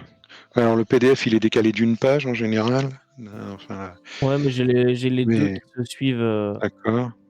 Euh, Et mais alors Tempest, voilà, c'est ce que je voulais ajouter, c'est que tu as le visuel de l'armure, un peu de fluff, ses spécificités, ses caractéristiques techniques, les types, et ensuite tu as un personnage pré-tiré, et pour chaque méta-armure, tu as un personnage pré-tiré qui est proposé. ok. C'est Peter Waite, c'est ça le Voilà, personnage pré-tiré. Tempest, la Barbariane, et, et donc Ok. Ah oui, chaque, d'accord. Tempest, c'est le personnage pré-tiré. voilà, et Ok. c'est son nom de chevalier, Tempest. Son nom, comment dit-on, pour l'administration, Ok, ouais, c'est d'accord. Peter Waits. Ok, ok. Je vois, je vois. Bien, donc on a parlé de la maquette, on a parlé des illustrations. Il y a quelque chose qui nous saute aux yeux. On voit pas le visuel, mais là on est sur des caractéristiques, des valeurs dérivées. Il va peut-être falloir parler du système, parce que si Knight est aussi connu, c'est aussi pour son système. Alors attends, je vais juste changer de vue, qu'on retrouve tous les deux. Et tu vas pouvoir nous parler du système de jeu. On va pas aller dans le détail exactement, mais présente-nous. Voilà ce que je te demande. Présente-nous. Comment est-ce qu'on fait un jet? Comment est-ce qu'on résout une action hors combat? Ok, juste de base. Ensuite, on parlera un petit peu combat. Je te laisse gérer ça comme tu veux. Juste nous parler comment ça se déroule un combat. Et puis, on parlera par la suite et en évoluant, qu'est-ce que ça donne. Donc, vas-y, je te laisse nous parler un petit peu du système de jeu. Le système, c'est un système propre à Knight, qu'ils ont appelé le système combo, parce que tu vas combiner deux caractéristiques pour accomplir une action. Euh, on va parler un peu après des caractéristiques, mais en gros, le MJ va te dire bah, tu veux accomplir telle action, tu veux forcer une porte, bah, tu vas me faire un jet avec la force, combiné avec ce que tu veux derrière. Et toi, tu vas décrire ton action pour justifier l'utilisation d'une deuxième caractéristique. Donc tu peux dire, bah, je vais m'éloigner, prendre mon élan et foncer vers la porte, et je vais faire un jet force combiné avec le déplacement. Ou Ok. alors je suis gros balèze, la porte, moi, elle va pas me résister, je vais la défoncer et je vais faire un jet combat plus hargne. Ok. Et donc, tu additionnes la valeur des deux caractéristiques que tu combines et tu lances autant de D6 que la somme de ces deux valeurs. Chaque résultat pair compte comme une réussite et le nombre de réussites est comparé à la difficulté de l'action, que le MJ communique ou ne communique pas. La plupart du temps, il ne communique pas la difficulté de l'action. Et donc, il te dit si l'action est réussie ou non. Donc, le système de base, c'est ça. Tu combines deux caractéristiques en décrivant comment tu t'y prends pour justifier l'emploi des caractéristiques, de la deuxième caractéristique. Tu lances autant de D6. Les résultats pairs, c'est des réussites contre une difficulté. La difficulté moyenne, c'est 3. Mhm. Euh, Après, ça peut aller de 1 à 15, 20. Ok. Et voilà. Alors le système derrière, il y a la possibilité de sacrifier des dés. C'est-à-dire que tu peux décider de retirer une paire de dés à ton lancer pour avoir une réussite automatique. Donc, si je reprends le cas de celui qui veut défoncer la porte en se précipitant à distance, si je prends par exemple Tempest où on était tout à l'heure, en force il a 5, en déplacement il a 3, 5 et 3, 8, il va lancer 8 et 6, bah, il va dire bah, je vais en lancer que 6, comme ça j'ai une réussite automatique. Je vais en Ok. lancer que 4, j'ai 2 réussites automatiques. Et du coup, grâce à ce système-là, tu peux estimer en tant que MJ qu'il n'est pas nécessaire de faire de jet pour cette situation, et tu te contentes de narratif pour décrire la scène. Après, c'est Ouais. en fonction Si, de ce si le que joueur chacun. ne peut sacrifier tous ses dés pour pour repasser la difficulté, c'est qu'il y Ben a pas besoin voilà, de faire de jet, quoi. ça sert à rien. Et en même temps, comme le joueur, il connaît généralement pas la difficulté, tu fais Ouais, vraiment OK, parfait. ça à ta sauce. Donc c'est Hem, tout simple. j'ai une, alors j'ai 2 questions. Tout à l'heure, tu me parlais d'un système d'espoir et je suppose de désespoir. Oui, Est-ce que tu peux enfin, me parler de ça un petit peu? oui, oui, oui, chaque personnage, chaque chevalier commence avec 50 points d'espoir. Il va y avoir des circonstances, où il risque de perdre de l'espoir, bah, quand il voit des choses, où l'anathème, est en plein effort, quand il va voir, une scène, bah, si on reprend, le meurtre, du scénario d'initiation, quand il va se retrouver face à la scène du meurtre, l'horreur de la situation va lui faire un jet d'espoir. Donc le jet d'espoir, c'est le seul jet où les deux caractéristiques sont imposées par le système. C'est un jet de hargne combiné avec le sang-froid Mmh. versus une difficulté qui va dépendre de la situation. Et en fonction de la réussite ou non, bah, tu vas perdre un nombre de dés d'espoir. Tu vas jeter un d 6, 3 d 6, suivant ce qui se passe, et le résultat des dés vont être soustraits à ton espoir.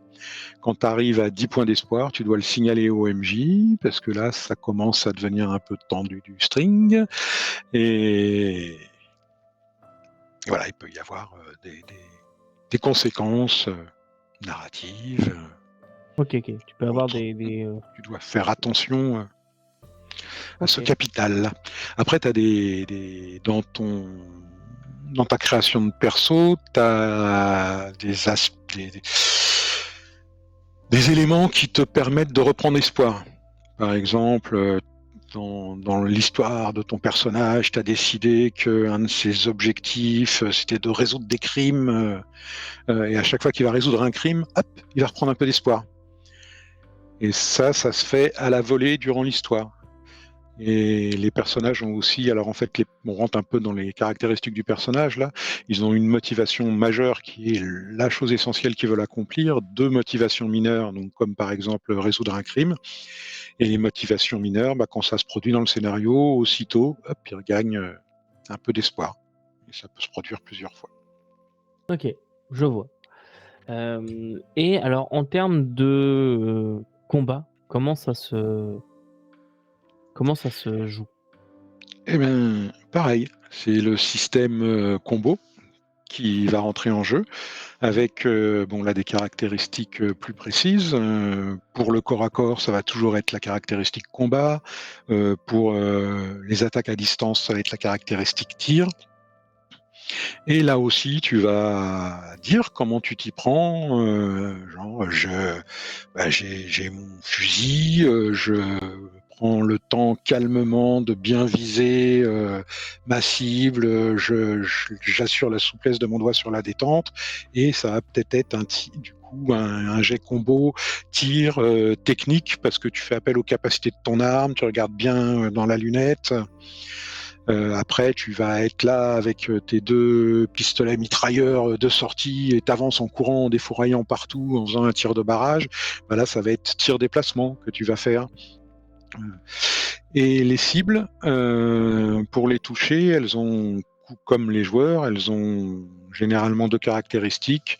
Une qui est le déplacement, non, pas le déplacement, pardon, qui est la réaction. Ça, c'est quand tu es en tir contre une attaque à distance, le niveau de difficulté, c'est la réaction de la cible. Et en corps à corps, la cible a une défense, et c'est cette difficulté-là que tu dois vaincre pour arriver à le toucher. Tu dois te dépasser. Alors, les méta-armures, là-dedans, elles ont aussi un rôle à jouer. En fait, le personnage, il va avoir ses caractéristiques à poil. OK. La méta-armure, en fait, il l'a pas toujours en permanence sur lui, mais il va généralement commencer par avoir une espèce de combinaison. On peut s'imaginer un peu une combinaison de plongée, quelque chose comme ça, par-dessus laquelle il peut avoir des vêtements, donc qui lui accorde un peu de protection. Et quand la méta-armure est déployée, donc il a plus de protection et il a aussi des systèmes qui lui permettent d'avoir des augmentations dans certaines caractéristiques qui s'appellent les overdrive. Ça dépend des armures, quelles sont les caractéristiques qui sont améliorées. Et ces overdrive sont des réussites automatiques qui viennent s'ajouter aux réussites que tu fais au dé. OK, alors justement, ça me fait penser à une question que j'avais pour toi. Tout à l'heure, tu me disais pour les jets, on pouvait avoir des difficultés genre 15. Mais si j'ai une difficulté 15, je vais pas jeter 40 dés, si? Combien de dés je peux jeter au maximum? Ah bah si, alors moi j'en suis pas là vu que je suis tout au début De ton groupe, ouais? avec mon groupe. Mais oui, a priori, de ce que j'entreaperçois et des discussions que je vois, on arrive à des chiffres assez faramineux. OK, donc évidemment, c'est un jeu qui joue avec des pelles de dés, quoi. Parce que quand on est, Ouais, ouais. vraiment au niveau, il peut y avoir des, jets de 30 dés pour voir si tu bats la difficulté 10. OK, je pensais honnêtement qu'avec l'armure, tu sais, pour les hautes difficultés, je pensais que tu allais choper des bonus à droite à gauche, ce qui fait que ta difficulté 15 passait à difficulté 4 genre. Ouais. Mais, OK, non, il va y avoir vraiment y avoir de jets de dés. Oui, oui, oui, là, je me souviens plus jusqu'où va la table des niveaux de difficulté. Là, il y a 2 magnifiques écrans.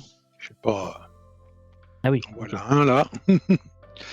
Et tac, les difficultés, voilà, un 15, c'est difficulté impossible. Mais en vrai, quand tu combats des créatures d'Onalathème de plus en plus puissantes, Ouais, c'est là, elles vont impossible pour un avoir humain, mais pas un humain dans une voilà. méta-armure, quoi.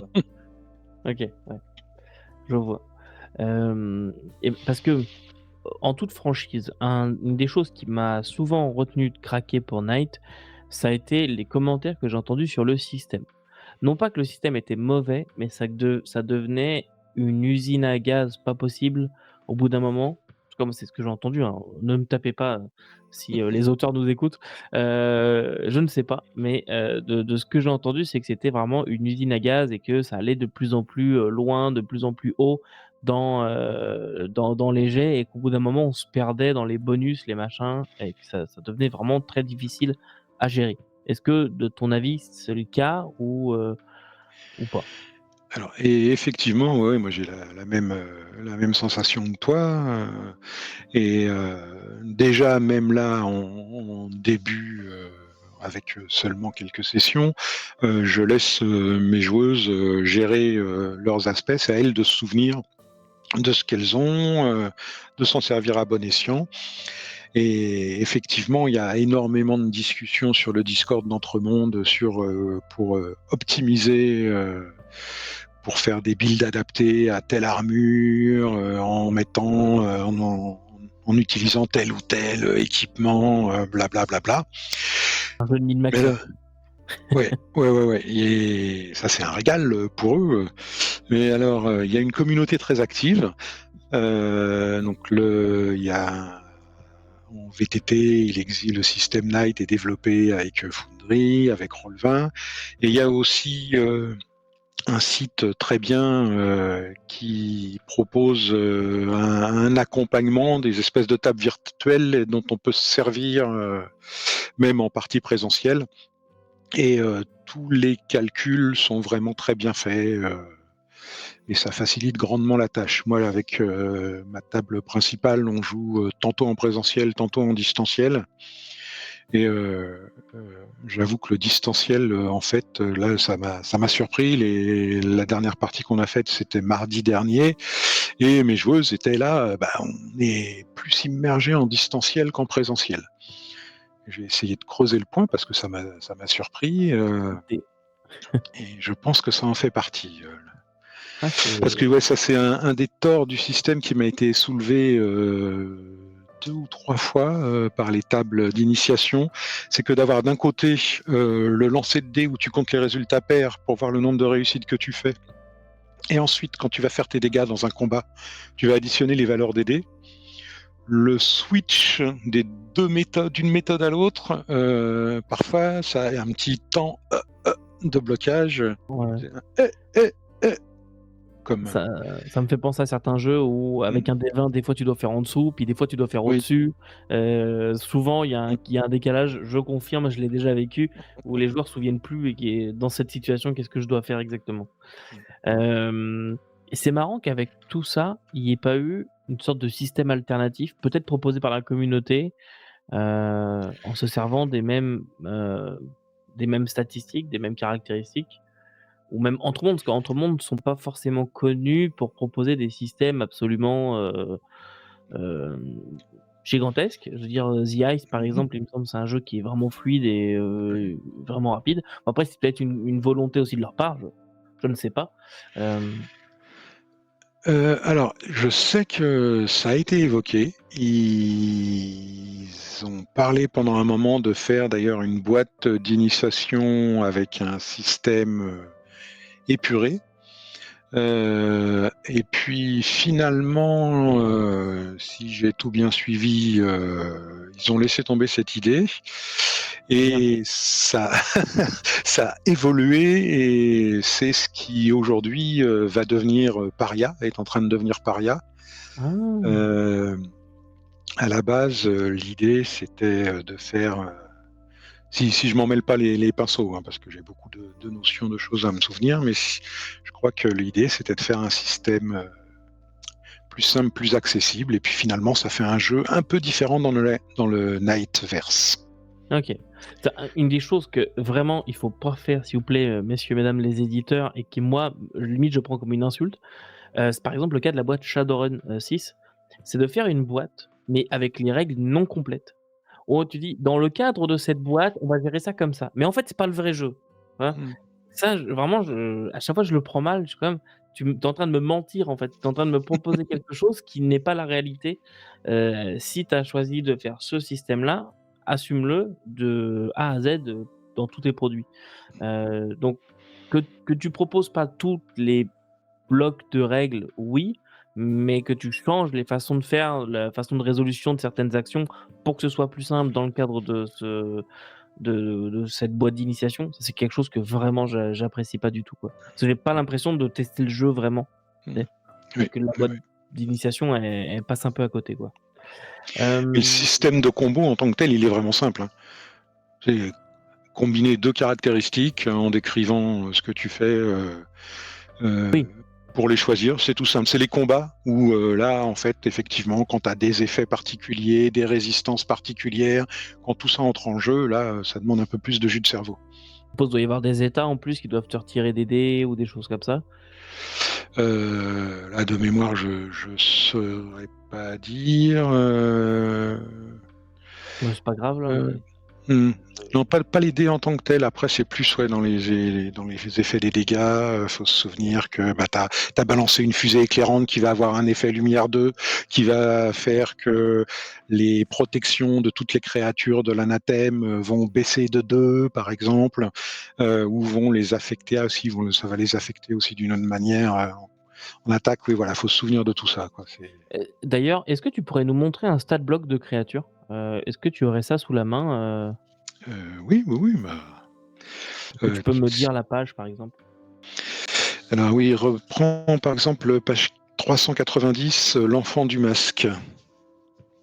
90,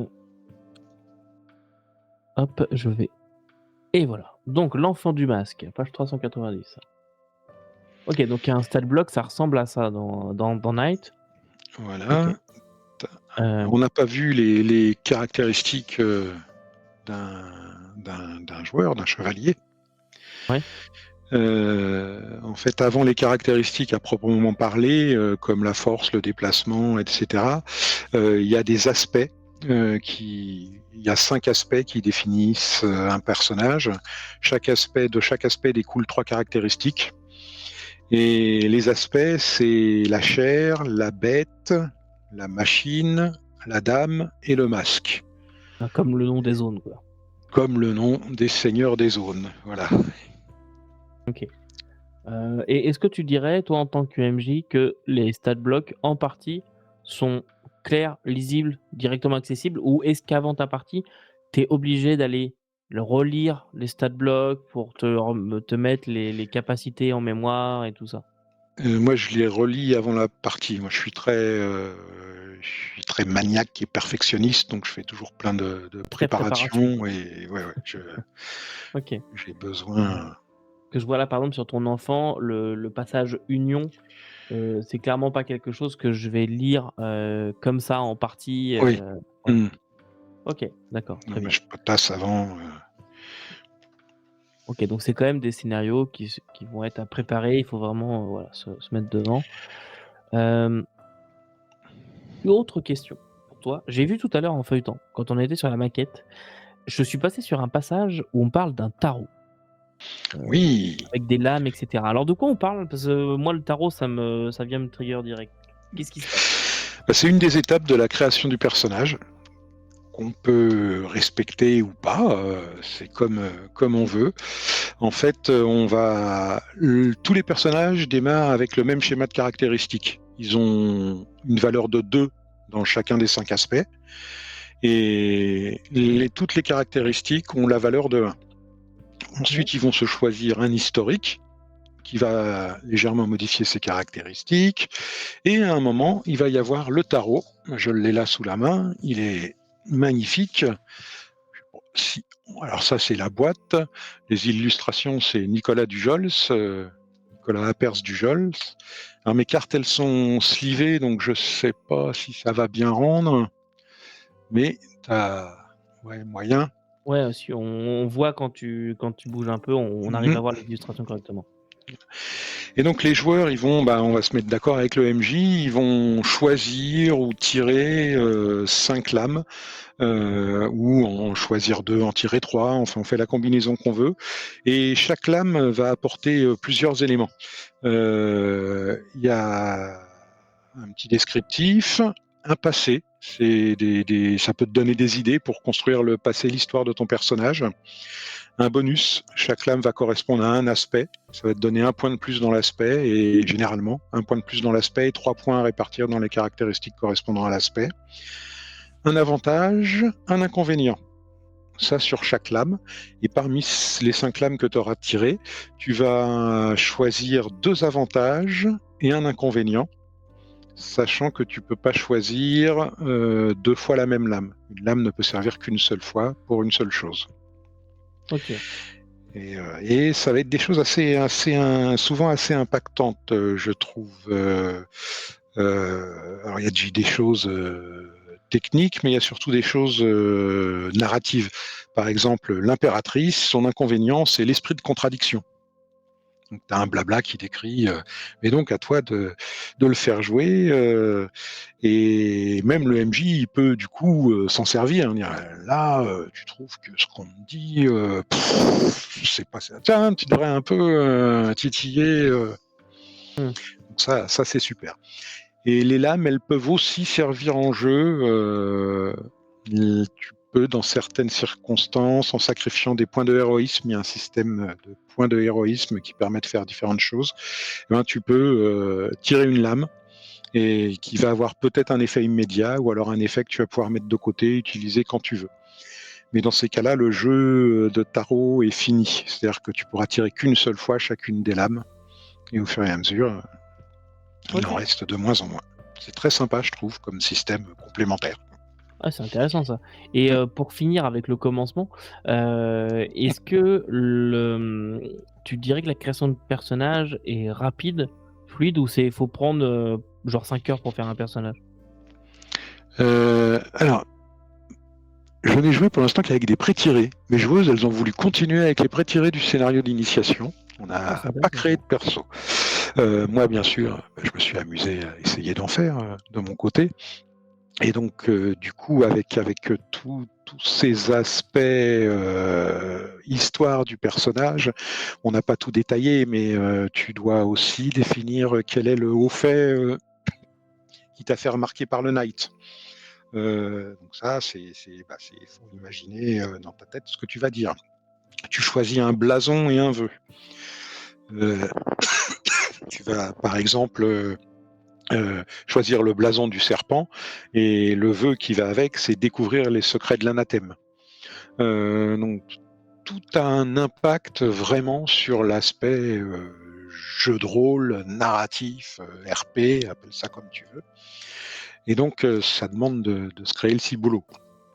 Et puis après, les armures, elles ont leur capacité avec dessus elles font vraiment partie intégrante de ton personnage, quoi.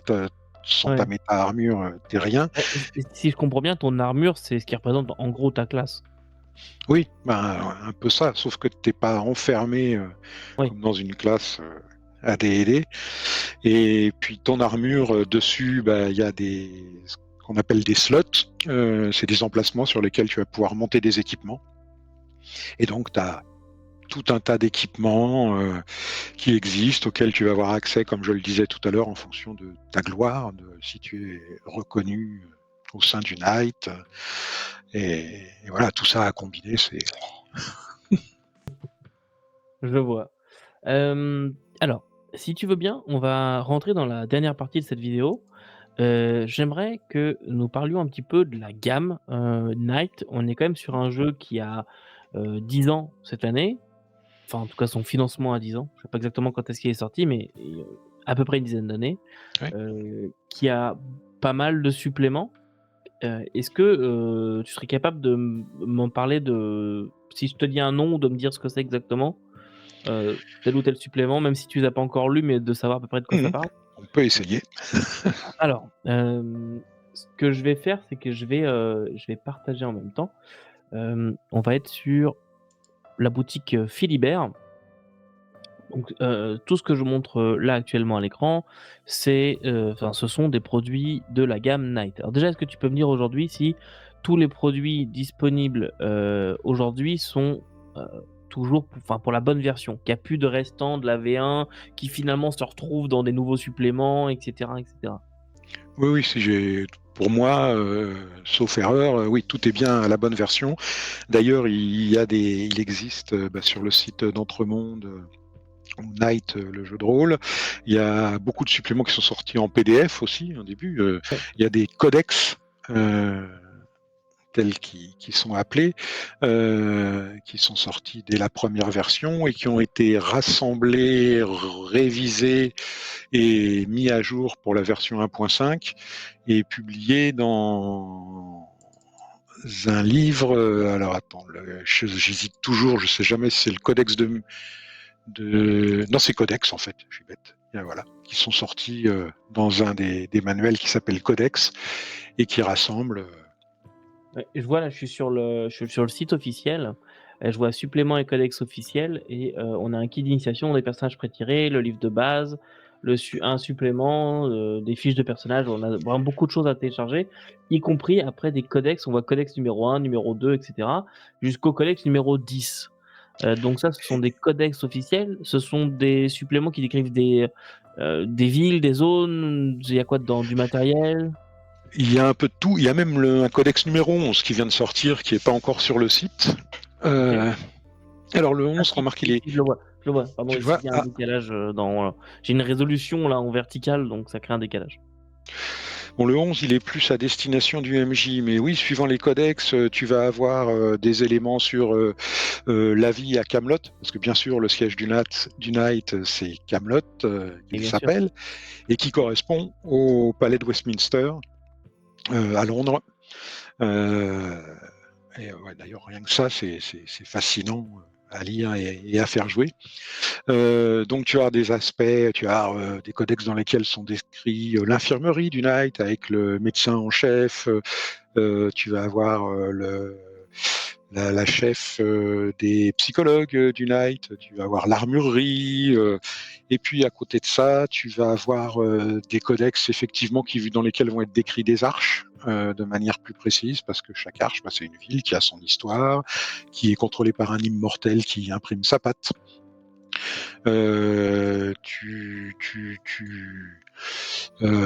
T'as des codex sur les méta-armures et sur. Alors, chaque méta-armure héberge une IA, Mmh. euh, un peu comme les vaisseaux de Traveler.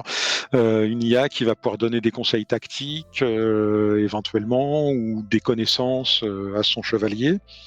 Et elle aussi, elle peut être tunée. Tu peux aussi te servir du tarot pour décrire ses caractéristiques plus avant, lui faire jouer un caractère.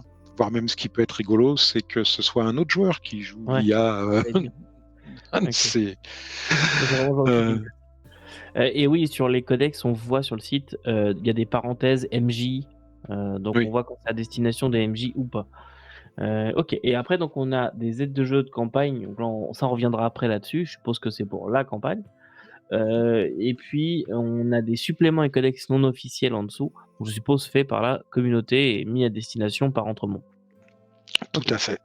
Donc, Donc, revenons sur Philibert, revenons sur la gamme officielle, ce qui se trouve en dur.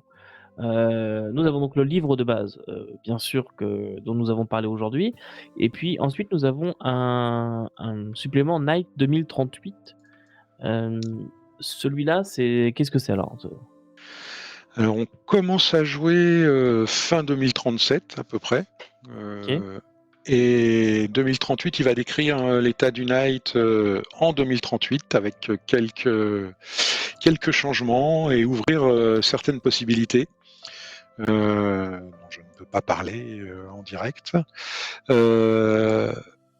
Mais il apporte oui, plein de choses et des explications aussi. Il va écrire des factions parce que c'est aussi un jeu où il y a plein de factions. On a parlé des nations libres, elles vont s'être organisées pour certaines. Il y a une organisation qu'on appelle le Nodashi qui est très puissante en Asie et même ailleurs Mmh. dans le monde. Et il y a des interactions entre le Knight et toutes ces organisations, plus ou moins alliées, où il y a plus ou moins de tensions.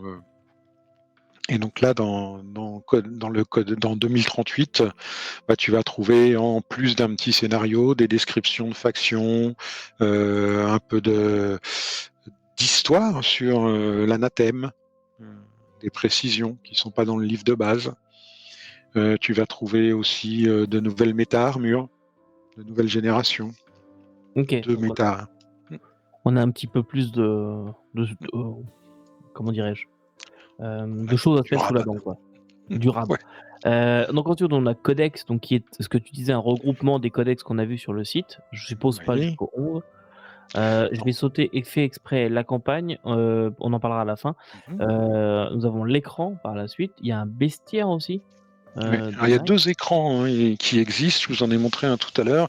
Il y en a OK, un deuxième qui est plus lumineux. Je ne sais pas si c'est fait exprès qu'il y en ait un sombre et un lumineux, mais peut-être. voilà, ça fait. Ah oui, c'est comme les sacrées créatures, qu'on peut combattre. Oui, tout à fait. OK. Alors j'ai une question qui me vient là, est-ce qu'on parce que c'est un pardon, je précise. C'est une discussion que j'ai très régulièrement avec, un ami qui, dit toujours: «Ce qui est dommage avec des jeux comme Donjons& et Dragons, c'est que tu combats une créature gigantesque, mais tu as aucune règle ou jamais une mise en scène où on va, par exemple, parcourir le corps de la créature». Tu sais? Tu vas pas combattre un dragon en étant face à face, contre lui, quoi. Ou une tarasque, mettons, tu vois? Une des créatures gigantesques comme ça, il faut trouver d'autres alternatives. Moi, je sais que, par exemple, un jeu qui me vient souvent en tête pour ça, c'est 13e âge, où 13e âge te dit, bah, par exemple, pour la tarasque, ils te disent, «Vous allez pas la combattre en étant en face, faites plutôt des scénarios où vous montez sur la tarasque, des créatures qui peuvent habiter dessus» et cetera et cetera. Donc est-ce que Knight, c'est quelque chose qui peut, qui prend ça en compte, le gigantisme? Il y a pas j'ai pas lu pour l'instant de règles, qui y soient consacrées, mais par contre, comme ça reste très narratif, c'est pas fait de base pour jouer avec une battle map. On parle de portées, qui s'expriment en dizaines, voire centaines de mètres, et du coup, ça se prête très bien en mode narratif à ce qu'on compose, on adapte, comme on le sent, ça demande beaucoup de travail de toute façon de la part du MJ, que ce soit pour préparer les scénarios, pour imbriquer les histoires des OK. personnages, et c'est vraiment, on le verra avec la campagne. OK, mais il y c'est a- pas forcément un jeu à battle map, quoi? Heu, Non, non, non. OK, parfait. Donc on disait qu'il y a un bestiaire et ensuite il y a un supplément Nodashi, donc tu en as parlé rapidement. C'est une organisation, c'est ça? On voit une armure un petit peu plus japonisante, dessus? Oui, oui, oui. Alors Le Nodashi, faudrait faire un peu d'histoire. En fait, il y a eu c'est une société de sécurité qui a été créée au Japon en 2016, quelque chose comme ça, et qui a placé des hommes un peu partout auprès des agents de sécurité, des gardes du corps, et je sais plus quelle année, il y a eu la Chine qui a décidé de regrouper des pays asiatiques, sauf le Japon, dans une grande union qu'on a appelé le dragon asiatique. Et ils ont fait un blocus du Japon. Et le Japon a réagi un beau jour et tu as tous les employés du Nodashi, entre guillemets, qui gardaient des membres du gouvernement des pays du Dragon, qui ont décapité les membres de gouvernement, leurs conjoints, leurs enfants, toute leur famille, qui ont enlevé les chefs d'État et les ont emmenés au Japon pour les faire s'incliner de force devant l'empereur du Japon et lui jurer fidélité. Ok. Et c'est une organisation qui lutte contre les ténèbres, comme le Knight, mais pour laquelle la fin justifie les moyens. Alors Ok. que le Knight défend l'humanité avant tout. Ok. Même objectif, mais procédé légèrement différent, quoi. Ok. Le Nodashi Euh, propose de jouer des hommes du Nodashi, enfin des samouraïs, des hommes et des femmes du Nodashi. Et je pense qu'il y a un peu le spectre de la dictature qui plane pas mal sur le jeu. Ce coup des immortels qui pourraient très bien dire bah ok, t'es dans ma cité, tu fais ce que je dis, sinon tu peux repartir. C'est voilà, ça peut vite dégénérer l'affaire. Ok. Ensuite, nous avons le tarot, donc que tu nous as montré. Oui. Des fiches d'armure. Alors, Ah, qui sont pas des fiches de ça- personnages, sont des fiches d'armure. oui, en fait, ça décrit, c'est ce qu'on a vu tout à l'heure avec les Ah oui. anciennes. On n'est pas C'est du tout sur les mêmes armures, ouais. Oui, ouais, les images sont pas les mêmes. Alors, qu'est-ce que tu as montré tout à l'heure comme armure? Je me souviens plus. Je sais pas, la Priest, par exemple, La Priest, avec tagadec. des bras un petit peu comme Octopus. Oui, alors en fait, la Priest, elle fait du soutien. Elle est capable d'aller régénérer, d'aller réparer les armures de ses collègues. Oh, Oui, je suis toujours là. ah, ok. De régénérer les armures de la Priest. Elle est capable de régénérer les armures de ses collègues et c'est avec les bras qu'elle envoie des nanomachines qui vont aller reconstruire les armures. Donc oui, tu vois, c'est l'autre dessin. Ok. Mais moi, Oui, je préfère les nouveaux, ouais. hmm. C'était C'est vrai que ça joli. me perturbe pas parce que du coup, ça donne un peu de personnification. C'est-à-dire que hop, j'ai deux visuels de Priest. Bah, si j'ai Ouais. deux fois des Priest, ça me permet Ouais, il y en a un qui ressemble à ça de et les l'autre. différencier. Ok.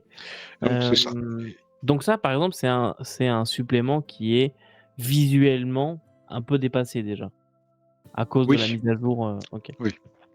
Euh, Ensuite, nous avons le livret de la garde. Qu'est-ce que c'est?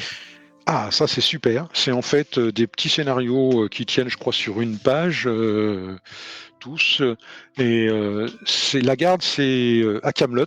Il y a des chevaliers qui sont de garde. Ça tourne. C'est jamais les mêmes, pas toujours les mêmes.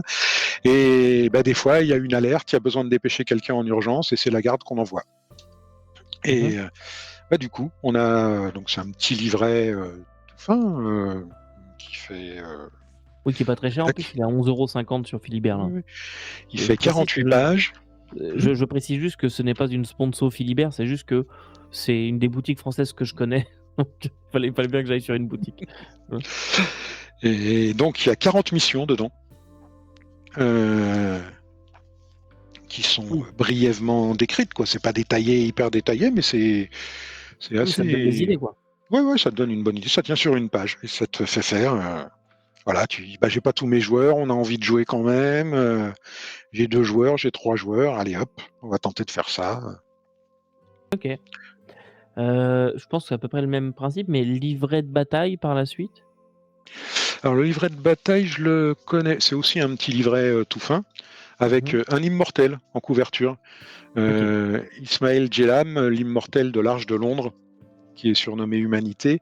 Et sachant que le Knight est à Camelot, forcément, ils ont des liens très étroits. Et c'est un des sponsors les plus importants du Knight. C'est lui qui met beaucoup d'argent pour soutenir le Knight. Et donc, en fait, le livret de bataille, je l'ai pas encore lu. C'est justement pour gérer les batailles. Parce que, dont on parlait tout à l'heure, donc il y a Ping Yao en multitable. Mais au cours de la geste, il y a des moments où il va y avoir des grandes batailles. Et ça doit être pour les mettre en place. Il y a des règles de Ah, bataille. Ok. Ensuite, nous avons des plans. Je pose des plans de oui, bâtiments, des choses comme ça. qui vont. Pour moi, ça va avec les batailles. Je m'en suis encore jamais servi. Je les ai pas sortis. Ok, bah, c'est pas grave, mais je Mais suppose pour que moi, ça va avec si. la geste aussi, ça. Ah, ok. Ensuite, des fiches de PNJ. Ça a l'air d'être Oui. dans le même format que les armures. Alors oui et non. C'est mieux, donc c'est la même taille de supplément, sauf Ok, que c'est du A5, mais sauf qu'il y en a beaucoup. Et ok. en fait, ce sont tous les PNJ qui sont présentés sous forme d'une petite feuille que tu peux plier en deux. Ouais. Comme ça, tu as un visuel avec quelques caractéristiques importantes pour montrer à tes joueurs. Et toi, tu as les caractéristiques techniques du PNJ. Je m'attarde Ok, pas trop dessus pour pas que. ok, c'est intéressant ça. Et, et ouais, Tu ouais, peux ça te mettre ça permet sur ton d'avoir, écran, par voilà, exemple. petit chevalet vite fait. Ok. Des livrets de joueurs, donc il y a des livrets, Oui, des fiches de personnages améliorées, quoi. Enfin, oui, c'est augmentées, ça. parce qu'améliorées, c'est pas tout le temps le cas. Est-ce que tu peux nous en parler de ça? Est-ce que c'est vraiment mieux qu'une fiche de personnage normale ou c'est complètement accessoire et Alors, on ne dispensable? s'en est pas encore servi, Puisqu'ils ont pris mais les les c'est préférés? c'est la prochaine fois en présentiel.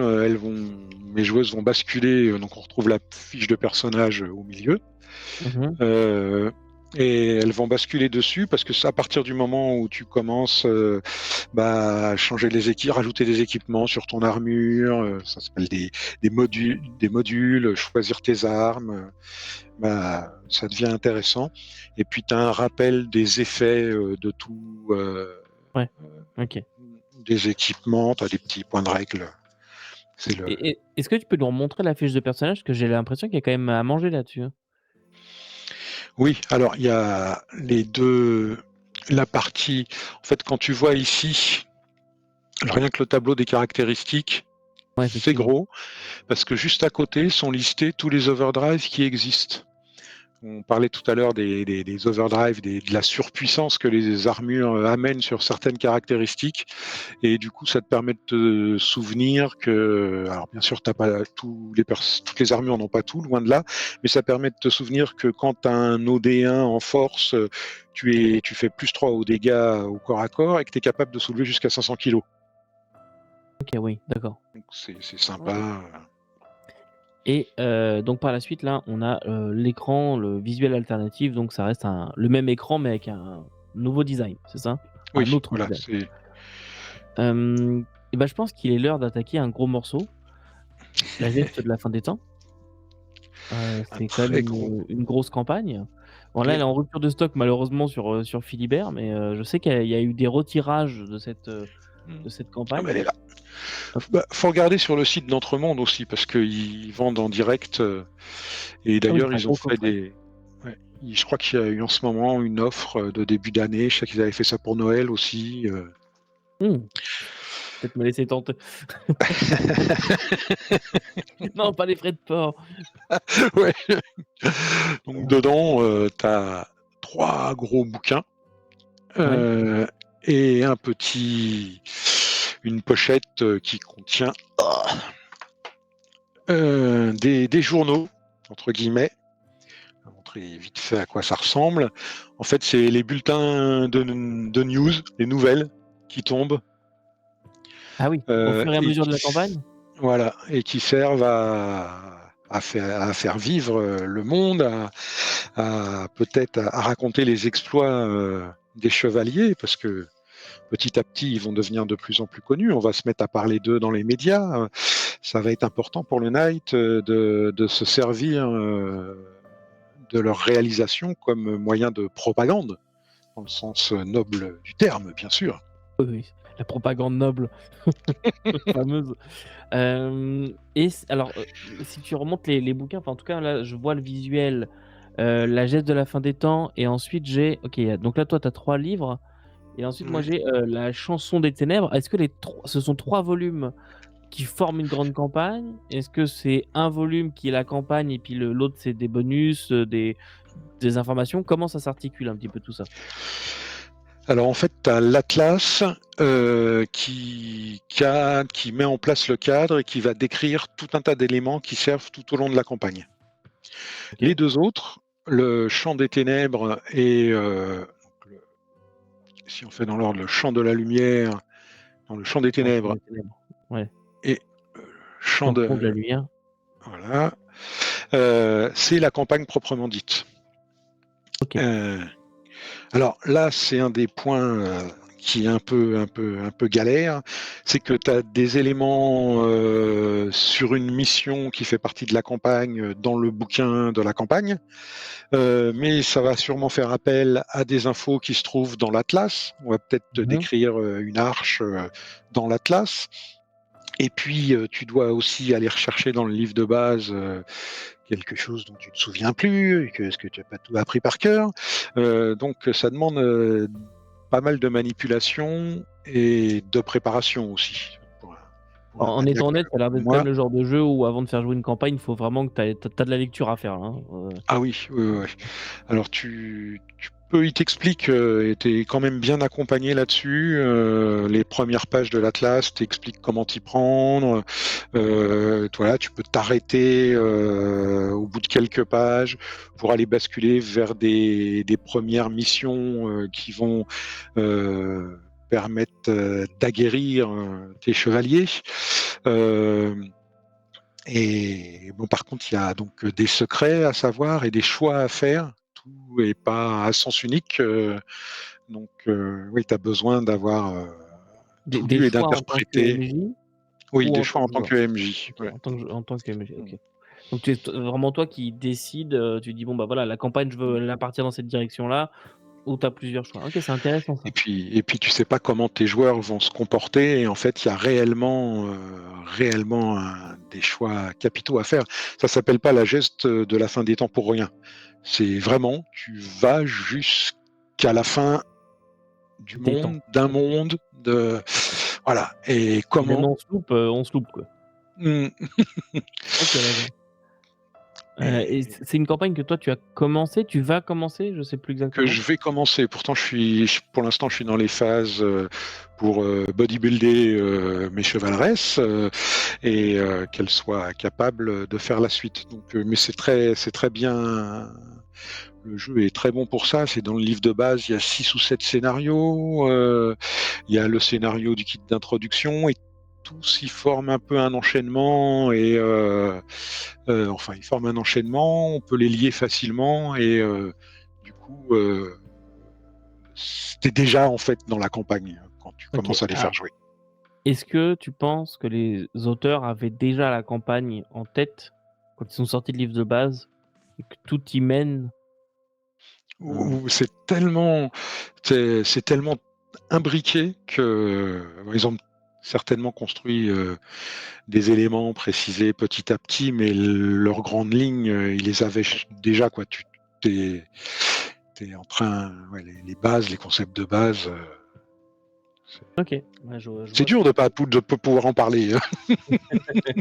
En tout cas, est-ce que tu considères, parce que je suppose que tu as fini de la lire, est-ce que tu considères que c'est une campagne qui marquera le jeu de rôle français?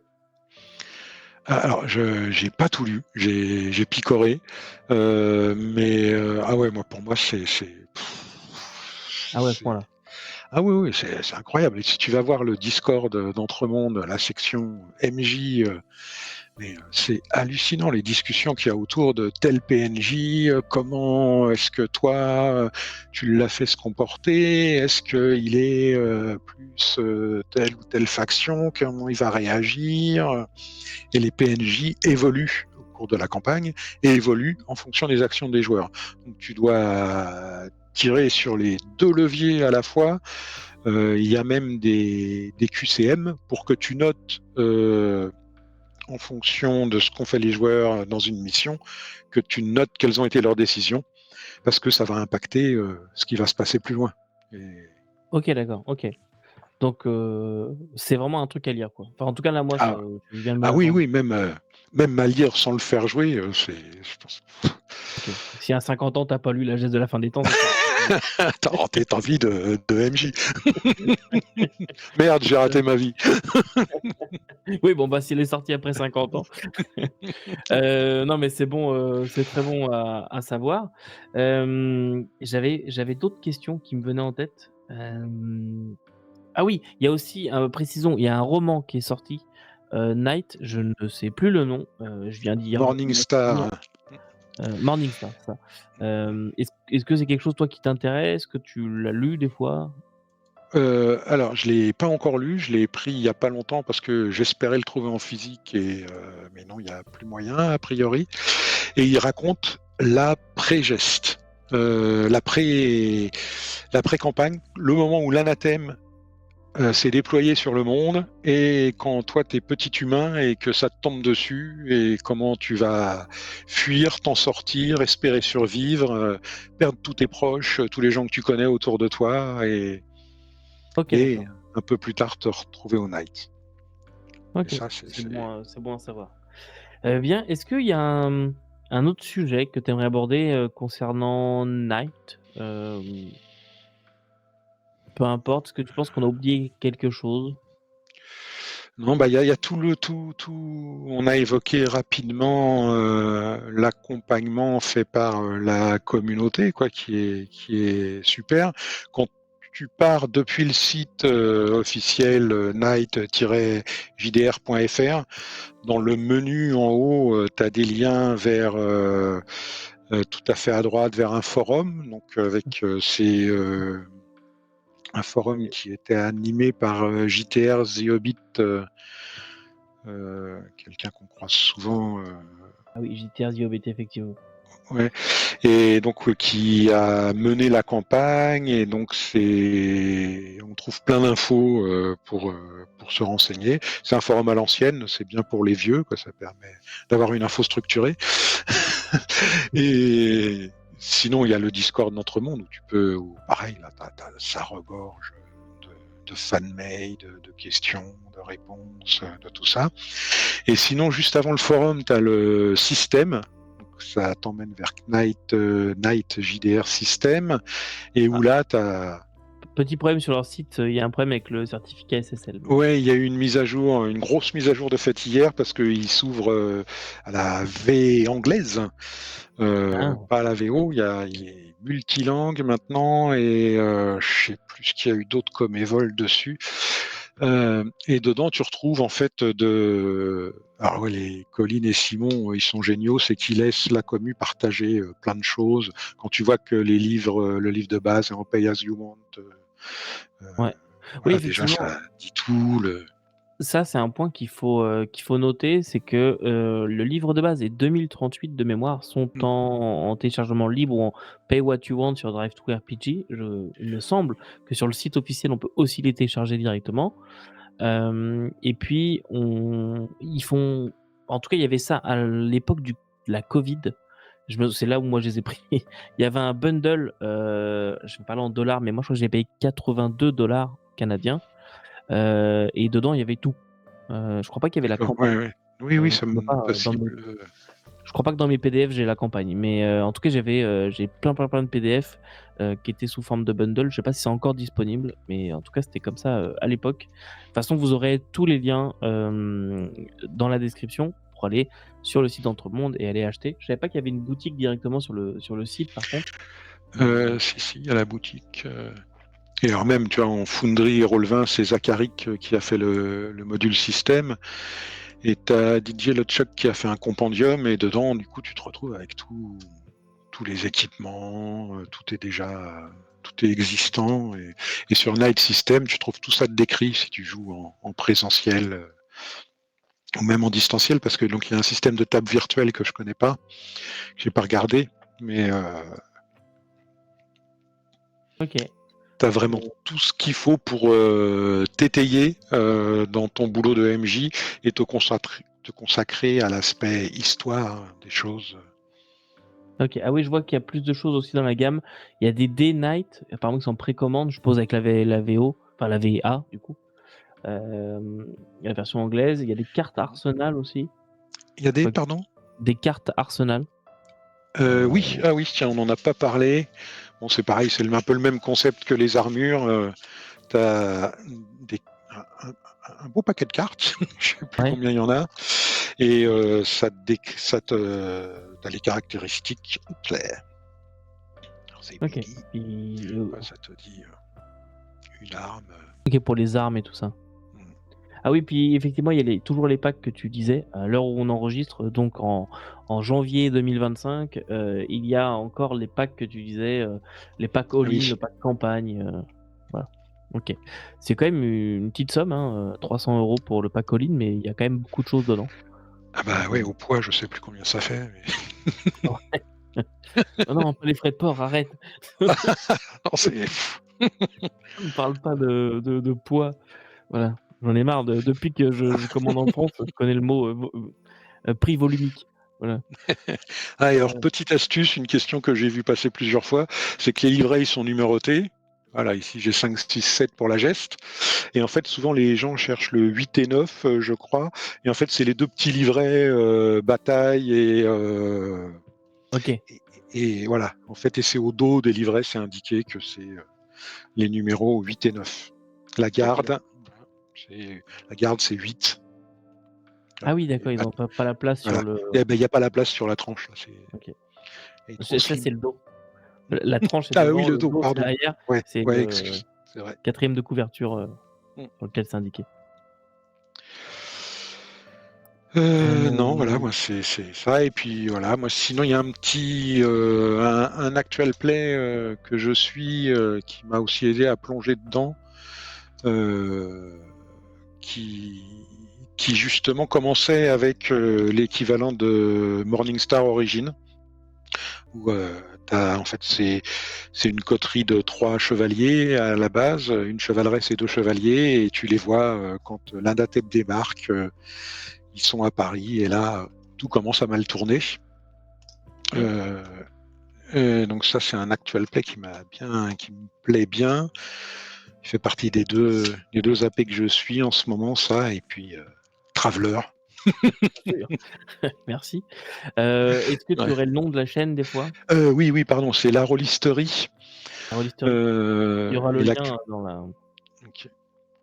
Et l'actual play, il s'appelle Pluie d'étoiles, je crois, avec Orion au MJ. Et alors c'est sympa parce qu'il y a des Ah, scénarios de la garde qui s'entremêlent avec la campagne. ok. Et Euh, puis si vous donc, avez Orion en MJ, c'est bon, vous pouvez y aller. C'est de qualité. Euh, ok, bah il y aura le lien dans la description pour la rôlisterie. Allez voir l'actuel play. En tout cas, moi je vais y alors aller. attention, ça spoil. Hein. Demandez l'accord de votre MJ euh, pour ne pas vous divulgacher des Et s'il missions que vous joue la n'auriez pas campagne, la encore. geste de la fin des temps, c'est sûr que ça va spoiler. Oui. Ok. En tout cas, moi je vais y aller. Je vais y aller. Parce que de toute façon, si je dois y jouer, je serai MJ. Donc voilà. En tout cas, moi tu m'as donné vraiment très envie de découvrir plus avant Night, de me pencher sur la lecture. J'arrive vraiment pas à m'expliquer pourquoi est-ce qu'à l'époque j'ai fait un espèce de rejet de. Ah, je sais pas. C'est ce côté légende arthurienne. Est-ce que je trouvais ça peut-être. Si les auteurs nous écoutent, c'est pas méchant ce que je vais dire, mais peut-être que j'ai trouvé ça un peu feignant ou je sais pas. J'arrive pas à m'expliquer parce qu'il y a tout pour me plaire à la base dans le jeu et finalement je m'y suis jamais penché. Donc Mais voilà. ça a du sens. Que ce soit Euh, la légende arthurienne. si ça a du Qui... sens, alors mais Ouais, déjà je suis réconcilié avec le nom du jeu, Night. voilà. Tu m'as eu Il là-dessus. faut que je le propose, faut que je propose le scénar d'initiation sur, sur le bazar. Ben oui, mais venez sur Voilà, le en Discord. fait. Voilà. Je propose une partie. Moi, en tout cas, j'y jouerai avec plaisir. Donc oui, histoire de terminer tout ça, à moins que tu aies quelque chose à rajouter. Non, mais Sinon, c'est tout bon. J'ai beaucoup plus parlé que je ne m'y attendais. toujours pareil. Donc, j'avais plein de choses à vous dire, mais évidemment, je suis en train d'avoir un trou de mémoire. Donc, si jamais vous n'êtes pas déjà abonné à la chaîne, et bah, abonnez-vous. Voilà, ça fait plaisir à Narzir. Je prends le le parti direct. Mais merci beaucoup d'être venu en tout cas, Narzir, nous raconter tout ça et nous parler de Night et nous donner envie de dépenser de l'argent. Et nous lancer là-dedans. Donc, si jamais vous n'êtes pas abonné, et ben, abonnez-vous. Vous pouvez, aussi activer la petite cloche pour être prévenu des nouvelles sorties avec Narzir ou d'autres personnes, parce que vous pouvez aussi être une de ces personnes. Vous le savez peut-être si vous regardez la chaîne depuis quelque temps, mais cette année est une année un petit peu, charnière pour moi. J'ai un peu moins le temps de faire des vidéos et on a un peu pris l'habitude maintenant, que des gens comme Narzir, des gens qui écoutent la chaîne et ben, me proposent de venir parler d'un jeu. Un jeu que je ne connais pas ou un jeu que je connais, mais comme ça, c'est eux qui s'occupent de la critique, ça fait vivre la chaîne et puis moi, je trouve ça super agréable comme format. Voilà, je vous accueille, vous venez parler, de votre jeu et j'essaye autant que possible de me mettre dans le rôle de la personne qui ne connaît pas. Là, c'était simple et voilà, comme ça fait une discussion découverte et je trouve que ça permet aussi de renforcer un petit peu les liens. Moi, en tout cas, je trouve ça très très agréable comme format. En tout cas, merci de m'avoir invité. Et puis, effectivement, ouais, moi, ce que je trouve très sympa, c'est que tu discutes de plein de jeux différents, de plein de choses différentes dans tes vidéos, et c'est bien cool, quoi. On n'est pas monomaniaque quand on est sur ta chaîne. Non. J'essaye. Il faut que je sais qu'il faut que je fasse encore plus de Traveler. Il y a beaucoup de gens qui me réclament du Traveler, Oui, mais je voulais pas non plus virer, comme tu dis, monomaniaque en parlant que de Traveler. Mais il faut que j'en parle un petit peu plus. Mais merci beaucoup de me suivre. Merci beaucoup aux gens qui nous ont écoutés jusque-là. Qu'est-ce que j'ai d'autre à dire? Rien, mis à part, bah, merci, bon jeu, allez découvrir Night si c'est pas déjà fait. Racontez-nous dans les commentaires aussi, vos parties sur Night. Je sais que c'est un jeu qui est très populaire et que beaucoup de gens y jouent. Donc si jamais vous y jouez, bah, ça me ferait plaisir d'entendre, peut-être même, je sais pas si jamais il y a besoin d'apporter une clarification, n'importe quoi, un rajout sur ce qui a été dit. N'hésitez surtout pas. Vous pouvez aussi nous rejoindre sur le Discord, vous avez le lien en description avec, les autres liens. Vous avez un truc, Discord des réseaux. C'est, un lien qui va vous emmener sur toutes les plateformes sur lesquelles vous pouvez retrouver le Bazar d'Ectélion et puis, voilà. En attendant, n'oubliez pas que vous ne pouvez pas tout lire et tout faire jouer, mais vous pouvez toujours essayer. Salut. salut.